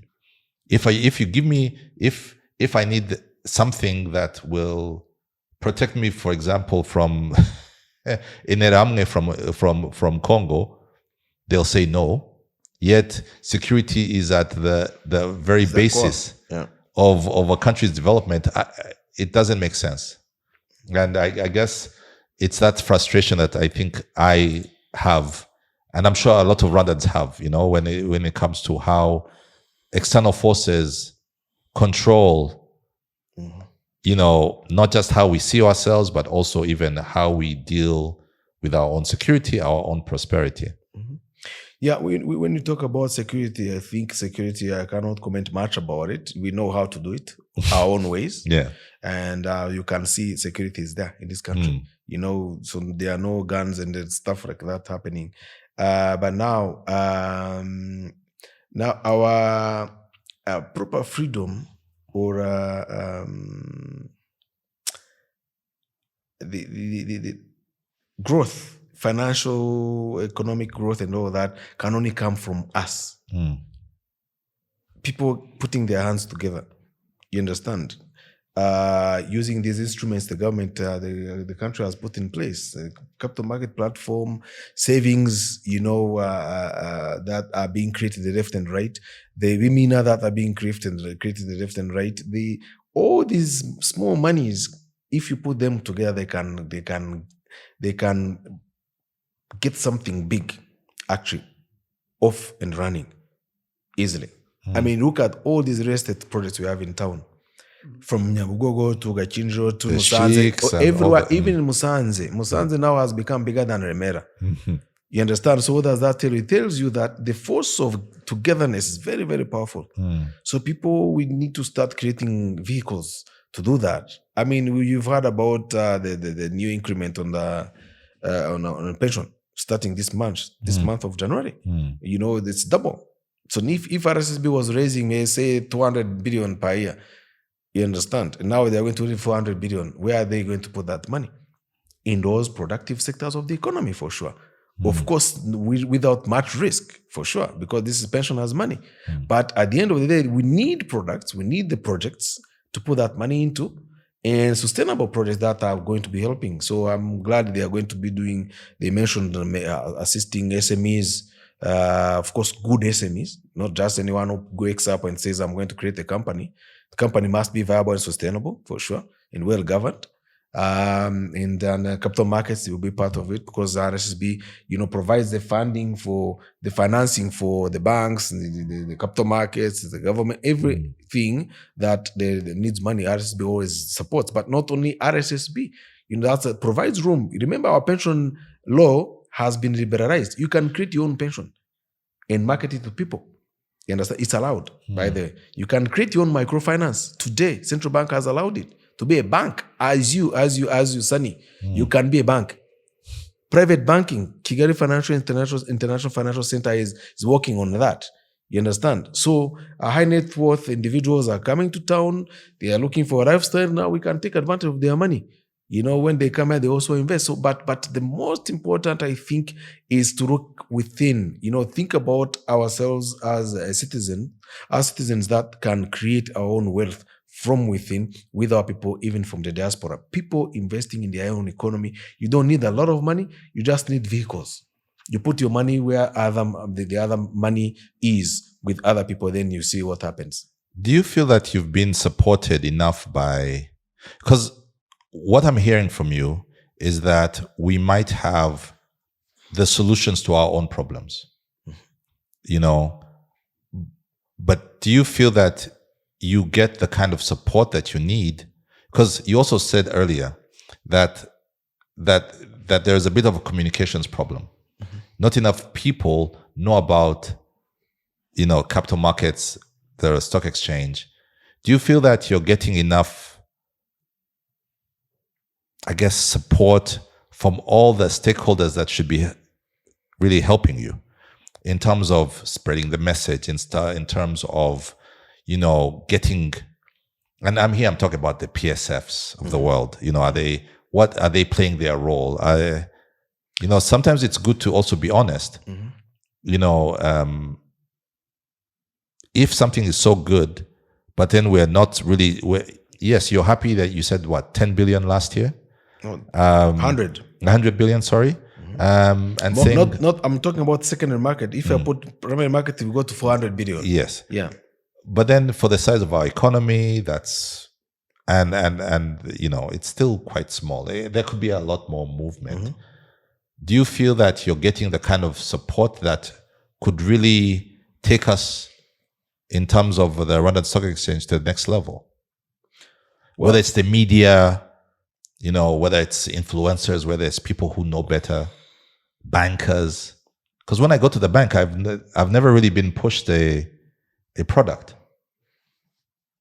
Yeah, I would say yes and no. The support, we have it. Everyone we meet, they are supportive. Say, yeah, you're doing a good job. You can do better. They give you advice here and there. That's the support. But not everyone is doing necessarily what they are supposed to do. Mm. You understand? So that means if you are a journalist giving me interviews every now and then, and the next time I come to you, I ask you, have you opened a CSD account? I said, oh, no. But did you go Shell and oh? Yes, 10 times since we met. So that tells me something is wrong. You are not being supportive. Or maybe you're not explaining enough. I don't think that's the case. So now, but you see, when you have something, you don't make it a priority, it doesn't happen. So I think there should be in everybody's minds and consciousness. The same way we have become a clean nation in terms of cleanliness. I think we should also be a country of investments and savings. We should be a rich nation. No, we will be a rich nation. There's no doubt in my mind. Yeah, that one I don't. But if you are not saving with us, you are not going to be rich. You understand? So I mean, saying and doing is different. So from now on, I think every household should have an investment account. Yes. The same way people go gambling. You see gaming. So if we can find a way of turning gaming into people's mindsets in investments and saving, then we could be talking some business here. You understand? So because there are many Momo accounts, there are so many. We talk about financial inclusion. We are now at 96% as a nation. We are number 2 after Mauritius. So now financial inclusion we are talking about is not about savings necessarily, by the way. People are exchanging Momo, not necessarily saving, not necessarily investing. So now, how do we do that is a $1 million question. I'm just scratching my head myself with my teams and our friends and the colleagues. To be honest, I can speak on my own as someone who's somewhat educated and somewhat worldly. I opened my account with you literally the day I met you. I was going to say, let me tell you this. Do me a favor. No, I opened it. No, let me, don't preempt. I was going to say, do me a favor. Yes. Please, if you want to be supportive, open an account today. You've done it last time when you came to our office, right? Yes. You see, for example, that's a kind of attitude I would want to see from everyone I meet on the street. Or anyone who comes to our office or anybody we meet at all those events. The same way people have Momo account, they should have some small investment account to save for themselves and the country. Because if you buy a bond, you are also supporting the road that is going to be built with that road. But you're also making money with that. You understand? And then the taxes are increasing in the country.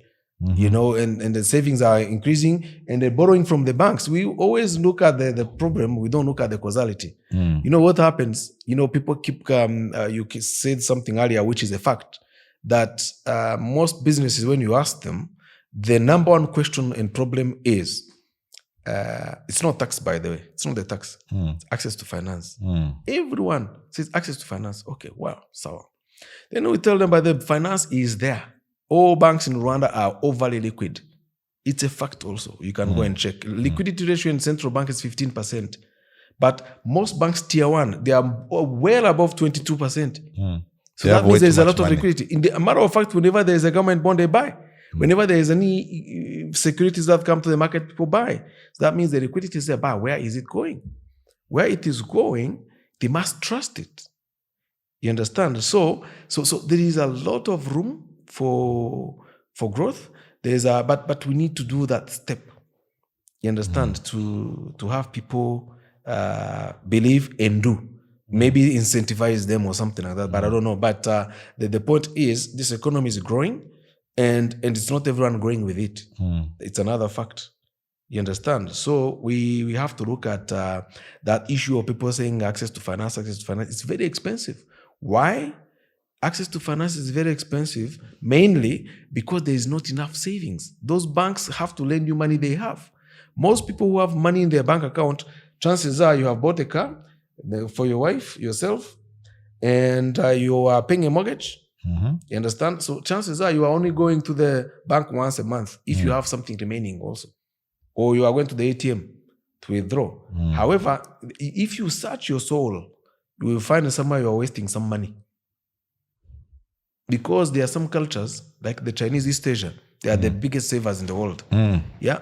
When you give him $100, he takes like 50, put it on the pocket. Then he thinks about spending after that. The 50 is for saving. Then spending on other chores is after. But for us, it's the other way around. Look at the bars and restaurants from 25th to about 5th of the month. They're all full. So you think you can't really save some of that? But but the culture has to change. No, I guess the thing is that it starts with a state of knowledge, right? So yes, there's a bit of money that people might have, right? Of course, people choose where their money will go, but the question that becomes is where does my money actually go? So maybe people did not know that there was this opportunity here. I fundamentally got to know about it because I would see there would be that itangazo from the central bank saying that there's going to be a bond. And then I knew that what you'd call the retail investors were able to do that. I knew that it was as low as 100,000 francs, but I still did not do it because I thought it was very complicated to open up an account. And I said, Rwandans, nagonabivam. Right? So, and that's line up. They're going to make me line up. They're going to ask me a lot of things. I don't have time. I have to drive to town. There's traffic jam. Yeah. But it really is really good that you've said that, you know what, these are things that you actually can do. It's free. It's simple. It's even online that you don't have to really necessarily be even in the country. So that's amazing. I think, and that will set me up for my last question for you. Now, you are not just the CEO of the Rwandan Stock Exchange. You are also an investor as well. And investor businessman. You've been doing it for a few decades now. So I want you to remove the hat of the CEO of the Rwandan Stock Exchange and kind of wear your investment hat, your investor's hat. Now, with that in mind, again, I want you to almost address this question to someone who is right out of college, right out of university, their first job, making about 200,000 francs a month, maybe still living with their parents or living in a little ghetto with their friends. So, right. So just that, what the profile I've given you is the normal Rwandan after university, first job. They're not really rich yet. Now, having created that scenario, how do you create wealth from that base as a young person? Can you not just create wealth, but become prosperous over time? How do you do that? Can you give us the roadmap? Step 1, step 2, step 3, step 4. Thank you very much. I think the journey of creating wealth is a long-term affair. But it starts somewhere. You must start with a decision, first of all, and you become deliberate, and you become consistent.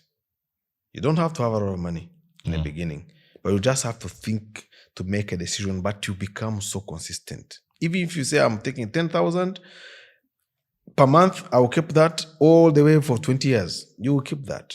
But when someone says, so a young, and I'm sorry to interrupt you, I asked someone that same question.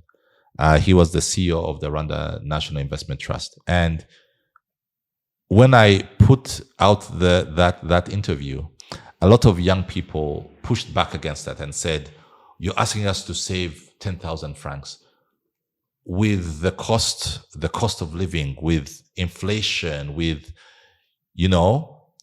these old men don't get it. They don't understand just how difficult things are. That you're asking us to save 10,000 francs. What's it? And over a space of 10 years, what does that even mean? You're lying. Now, I'm giving you that context because I literally asked someone that question, and that was their answer. The young people, that's how they felt. They said, these old men are giving us slogans. They don't understand real life. So you've said that, you save even as little as 10,000. Is that enough? Is 10,000 enough to actually build wealth, really? 10,000 cannot be enough. But 10,000 plus 10,000 becomes 1 billion one day. Simple as that. So, but I just mentioned that just out of my head. But the point I was trying to make was that as much, whatever you put together, but you become consistent. We know, and I know, you and I, we have obligations. At whatever level in your life, you have obligations. We are Rwandans, we know. Even if you don't have children, you have family members or other people you are helping. So that's our culture. You understand? So, but you can't save a lot of money at the same time. It's not possible. But you think about a certain percentage of your income, monthly income, whatever you have that is consistent, and you make something consistent about it. And you keep the discipline that goes with it. Because what happens most of the time, people end up getting in their 50s, and that's when they realize, by the way, what have I done? Yeah, you've lived a good life. You've had 2 cars in your house. The first thing actually most of these fellows do, they get the first job at the bank. The first thing they get a bank loan to buy a car. You understand? So, the car is okay. It's a necessity sometimes, but sometimes it's not a necessity to have 2 cars in the house. Or a couple earning 1 million per month in Rwanda. You understand? So it's just a mindset change I was talking about. See, I like to use the example of Chinese or Indians mainly. I've seen them in the West, I've seen them in Europe and across the globe. They have that culture. You find guys living in an apartment, there are 5 of them. Sometimes they take turns to sleep while others have gone to work. Why? It's not because they are not able to go and rent somewhere else, but the next thing you know, they have opened a shop next door. And another one comes, and another one comes. Why? Because they have decided to forgo, they have decided to sacrifice that comfort for the time being. But in a few months, or in a few years, they have a shop of their own and they bring another brother of theirs like that. So the point I'm trying to make, you might think that 10,000 is small. It's not small if you keep it consistently. I'm not talking about 10 because it can be 100, it can be 200, it can be 1. But the point is, if you save 50,000 every month, whatever salary you have, okay, in the end, at the end of the year, it becomes 600,000. 1 year. 10 years is 6 million. You have not felt it. You can use that against whatever. So that money is multiplying at the same time. So typically, whatever amount you put in your mind, those young ladies and gentlemen who are thinking that way, to build your wealth, it takes discipline and consistency. You keep on hitting the same spot. The money grows. Compound interest becomes bigger. So I can tell you, with use compounding interest, you can you double your money between 5 and 6 years, 7, like that. Even if you think about a rate of 10%, 11%, you have doubled your money. If you put 1 million, throw a dot. I'm not telling you buy a Barero or Bank of Kigali or whatever, or the bank. Just put in your mind, if you get the right advice and you put your money, in 6 years' time, you will double that money. Will be double. So let's imagine that now, okay, fine. So you've said step 1, save. Okay. But take that decision mindset. first of all. Mindset. Yeah. Save. Save the little that you can. Yes. Now, consistently. So let's say that I've now saved for a certain amount of time. I'm not rich, but I have a small pot. Then what? Because that's where we get our problems. Sure. Is because now I've saved, maybe I have maybe 1 million, maybe I have 2 million, and then I'm like, okay. And that's how when people get into trouble. That's when they go into risky forex, forex trading, and because now they're like, okay, now that I have a million or so, I'm now going to. Someone comes and says, I'm going to triple it, or I'm going to give me your money and I'll do some deal. Is there another way? Because now I've saved, but saving has never made anyone rich. No. Right. It's investing that actually makes people rich. Now I've saved. Then what? So you have saved. Saving generates investments. Investments generate wealth. You understand? So you cannot invest without saving. So it's the chicken and egg. So first of all, when the reason why we keep using the word saving is that, whatever you have, don't spend it. Keep some aside. You understand? For investments, immediate or later. So now if you have your pot, approach professionals. Because most of us, a lot of people I speak to, there was this phenomenon of billion trade. It's not a secret to anyone in Rwanda, right? A lot of people have approached me when it was happening. Is it the one who got arrested? Yes. He's the one who took, I think, $50 million of people money or something? I don't know how much. It's millions and millions of dollars. Most people who were approaching me, I was giving them the advice. What was the advice you gave them? It was very simple. Forex trading, first of all, is a risky business. It's a good business to go into if you know what you are doing. Entrust your money with professionals for sure. That's for sure. But when you do it, you have to do it with licensed professionals. You understand? So now, in the end, without saying it was wrong or right, those facts are true. License, risk, and the knowledge. Those things go with that, with that kind of investment, because it's high risk forex trading. But if it's done professionally, you can be okay. But don't try to do it yourself at home. You understand? That's what happens to many people. So whatever ended up happening, some people are still complaining they don't have their money. I cannot comment on a case which is in the front of courts and all that, whatever had transpired. But the fact is, people don't have their money. Some of them, not all of them probably, they don't have their money now. The fact is that we have seen that in the papers. In my prediction, it went according to my prediction to each one of them who has approached me in the past.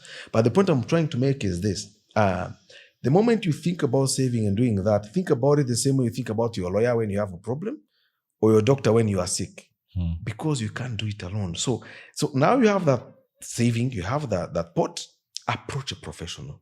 Are they there? Licensed. Yeah, we have many people are licensed to do this business. Where do you find them? No, not the business of, say, Forex, but because one of the things that I've also realized, the bankers, whoever, you see financial Rwanda, advisors, we have them licensed. Yes, we have them licensed. Where can we find them? Because I personally have looked for some. Yeah, and I cannot find any. We have them. Yeah, they're on the website of the Capital Market Authority. Even these stock brokers you're talking about, they are not just our commissionaire. They are professional investment professionals. So they can help you do what you need to do or advise you how to get it if they don't have it. You understand? So that thing, really, financial planning is a serious issue we must put in our minds. A lot of people, talk about land. I go and buy land. I'll buy a house. I do, but the next thing you see, oh, by the way, they have come and they have put a road in my land. You understand? And you are not paid if there's nothing built on that land. And a lot of people do it for speculation reasons. And it contributes to increasing what? The cost of land in Rwanda. It's a fact, it's another fact. Contributing negatively to the economy we are all living in. It's like keeping dollars. You keep dollars so that you can... and you are not even using them, you are contributing because the dollars you are keeping in your pocket is not contributing to the economy. Because the dollars is supposed to be money which is not circulating, is not doing any favor to anybody, either to the owner or to the economy. You understand? So the money circulating every day, earning something is the most important. So now once you get the pot, or if you sell your land, if you get your inheritance from parents, or you get a good bonus at work. I go to the website. Yeah. And then there's a list of financial advisors. Yes, or the companies. stock brokers, they are there. Yeah. And all of them, because if I'm sick and I go to a doctor, the reason I trust the doctor is because I know that before you are called doctor in Rwanda, there's a certain amount of that you've been tried and tested, and you've passed the exam. Now, for financial advisors in Rwanda, are they tried and tested? Yes. Do they have accreditation? They do. The Capital Market Authority would have approved them. The Stock Exchange approves them. They go through professional courses. The licensing. We keep training. Actually, we have a program, continuing education programs also for them. To be able to advise people. So, and the instruments they're advising on, mostly, they are live. They are all approved by the authorities. So, I think it's really high time people start thinking about the same way you have a doctor, think about a financial advisor. So, or a broker of your choice. Yeah. So what you're saying is that instead of maybe getting some money and then saying, you know what, I'm going to take it and buy a piece of land in Bugesera and because the airport is going to be built here and I know that there's going to be, a railway close by, get that money, walk or go to the website, the Rwanda Stock Exchange website, talk to because money has to go somewhere. Like you said, if it's sitting there, it's of no use to anyone. Yeah. If it's in the bank, it's earning a little bit of interest because fundamentally people want to make money. And I think we know, you were saying something that earlier today about real estate and maybe you can share with us because there are a lot of people who don't know these numbers, that if you've bought a property at X amount of money, you said that how much would you probably earn in income, rental income? Between 4 and 8% per annum. Of the value of your property, mostly. And that is very low. It is very low. So all these Rwandans... consistent, because you see what happens, it's consistent if you are like you have tenants who come in, but also you have to remember... There's also depreciation. No, there's no depreciation because actually it's appreciation. Because they keep going up. Yes. Yeah, so property value goes up for sure. Real estate is not a bad investment. No. Even land is a very good investment. I wouldn't not advise someone, don't buy land. No. But I wouldn't tell everyone buy land either. I mean, we will not have enough land in the country. Yes. We'll just add on to speculation, and people will not find places to build. So, and do other activities. But what I was saying, what I'm saying is that for real estate, it's a good investment like any others, but it's not the only one. But a lot of people get tempted to just build things. You know, if I have a chunk of money, I must build a building and apartments and so on. Not bad. You can do it if you do it at the right time, in the right place, and you do it professionally. Yeah, you will make your money, your returns eventually, because it's a long-term project too. But I wouldn't put all my eggs in one basket. That's what that's all I'm saying. So now, if you are a young person who's now saved, for they've listened to you, they've listened to CEO Jonathan Gatera, and now they've saved for a few years. They have 2-3 million saved. Then what? They look for a professional to get proper advice, because I wouldn't tell you go and buy shares. No, that's not what you are going to hear from me. I will tell you, just come and we'll give you proper advice on where you should invest your money. You could be looking, for example, real estate, right? But now recently we have published our real estate investment trust regulations, for example. Soon enough, you're going to be able to own shares in KCT without having to go and running after looking for plots to build. And I'm not talking about KCT alone. I'm talking about, property development. You understand? So people will be able to buy units in those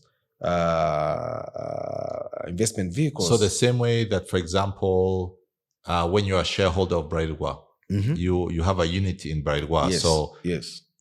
Instead of you having to look for 100 to 500 million to you say, you know what, I have 50 million, 20 million, 10 million, 5 million. I'm going to be part of the owners of this building. Yes, Kigali Heights, or M Plaza, or KCT, or UTC. Those places are all full all the time. So you think the owners don't make money? They make money. So the opportunities like that are going to start coming around. So we hope to have the first products coming around maybe this year or next year. Okay. But at least the platform, we have put it in place. So now people can do real estate projects together, managed professionally. That's a key word. You understand? So you don't have to buy a Muryango in Nyabugogo. No, you don't have to. Because if you buy a Muryango in Nyabugogo, you are going to also look for what do you call it? Tenants. You don't have to when you buy a REIT. There is a professional management company running after that. You understand? And then you share profits of the entire property, with people who are in it. So, so those are some of the innovative products and the diversification we are looking for in the marketplace. And we are hoping that people will join. And I mean, that sounds exciting. Are there any other things coming down the pipeline? Yeah, we are also looking at the ETFs. What are those? Exchange traded funds. Those are funds where you don't have to go picking your own share or your bonds, whatever. So people come, they package a lot of securities together with a managed. It's a managed product actually, and they are traded on the exchange like you trade shares. Yeah. So I understand what you've just said because I came to visit you. Now, for people who might not be experts, you've spoken Chinese. So let me see if I'm going to try to translate that Chinese into English. So what you're saying is right now, you have to buy individual shares in individual companies, right? So Bralirwa, MTN, Simerwa, and some of these equity KCB. So are you saying that there's going to be almost a box, right? Well, you know how they say, don't put all your eggs in one basket. So you're going to put many eggs in one basket so that in case one egg doesn't do well, another egg will do well. And then that basket is what is going to be traded. Is that the case? Yes. It's going to be tracking indices and things like that. So that's another product that we have now created. The platform for it. We've created the regulations for that, the rules. We're also looking at Islamic finance. Islamic finance. Yes. What does that mean? Sharia compliant products. You see, in our market today, there is no Sharia compliant products. Sharia compliant products means that they are products that people who believe in Islam, yeah, there are certain criteria they use for accessing. For example, they don't accept interest payments, so in Islamic finance.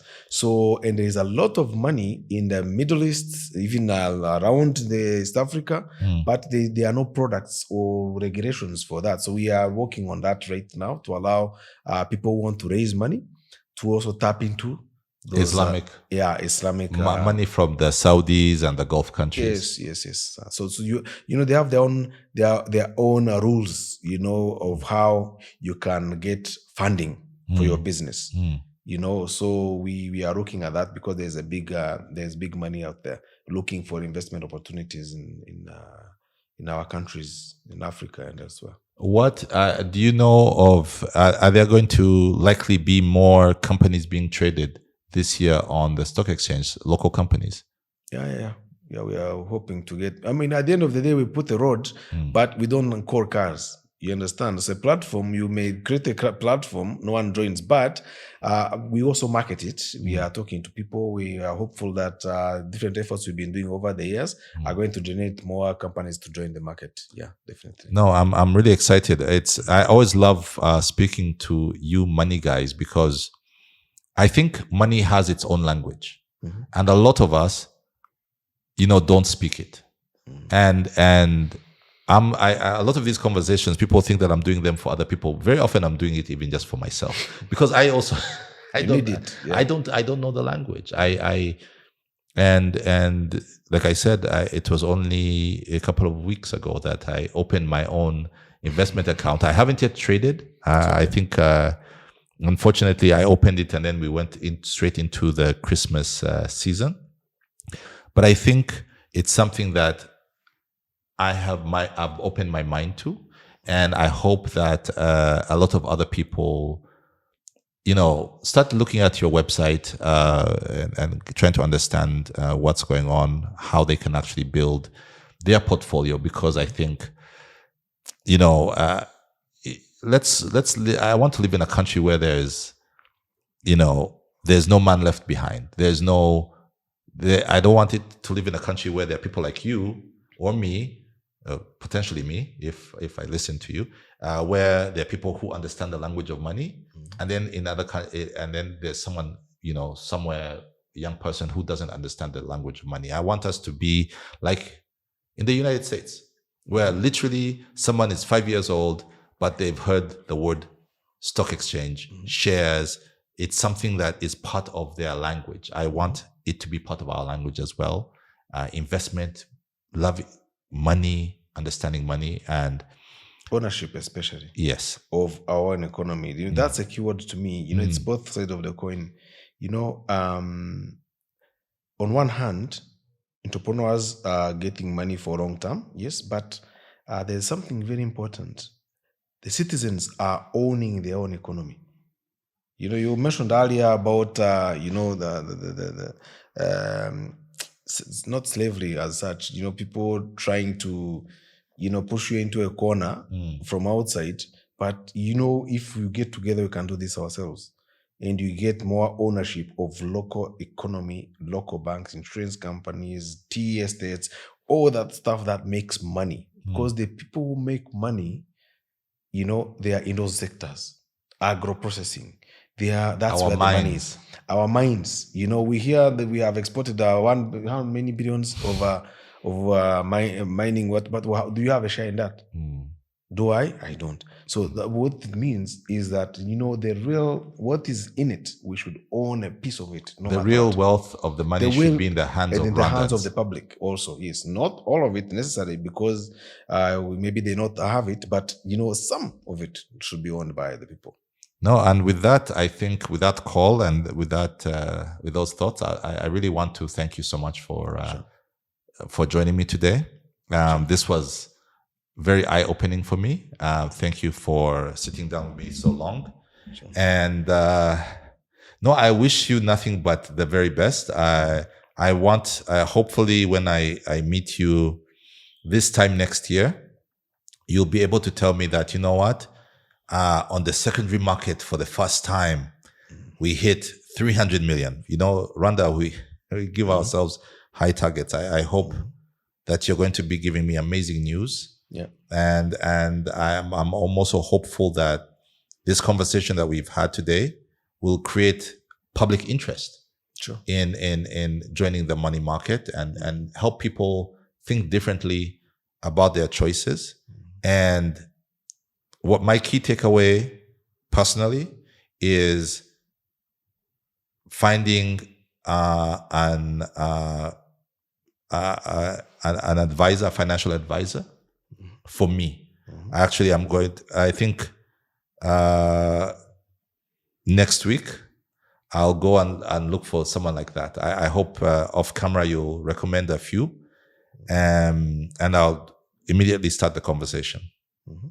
Okay, no problem. Thank you very much for having me. I hope this kickstarts another layer of interest from the public. Thank you so much, Celestin. Thank you. And that's a wrap for this week's episode. Thank you so much for sticking with us until the very end. I'd actually love to hear your thoughts on today's conversation. So drop a comment below and join the discussion.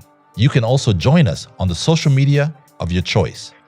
And if you've enjoyed this episode, be sure to share it with a friend and invite them to the conversation. I'll see you next time. Until then, take care.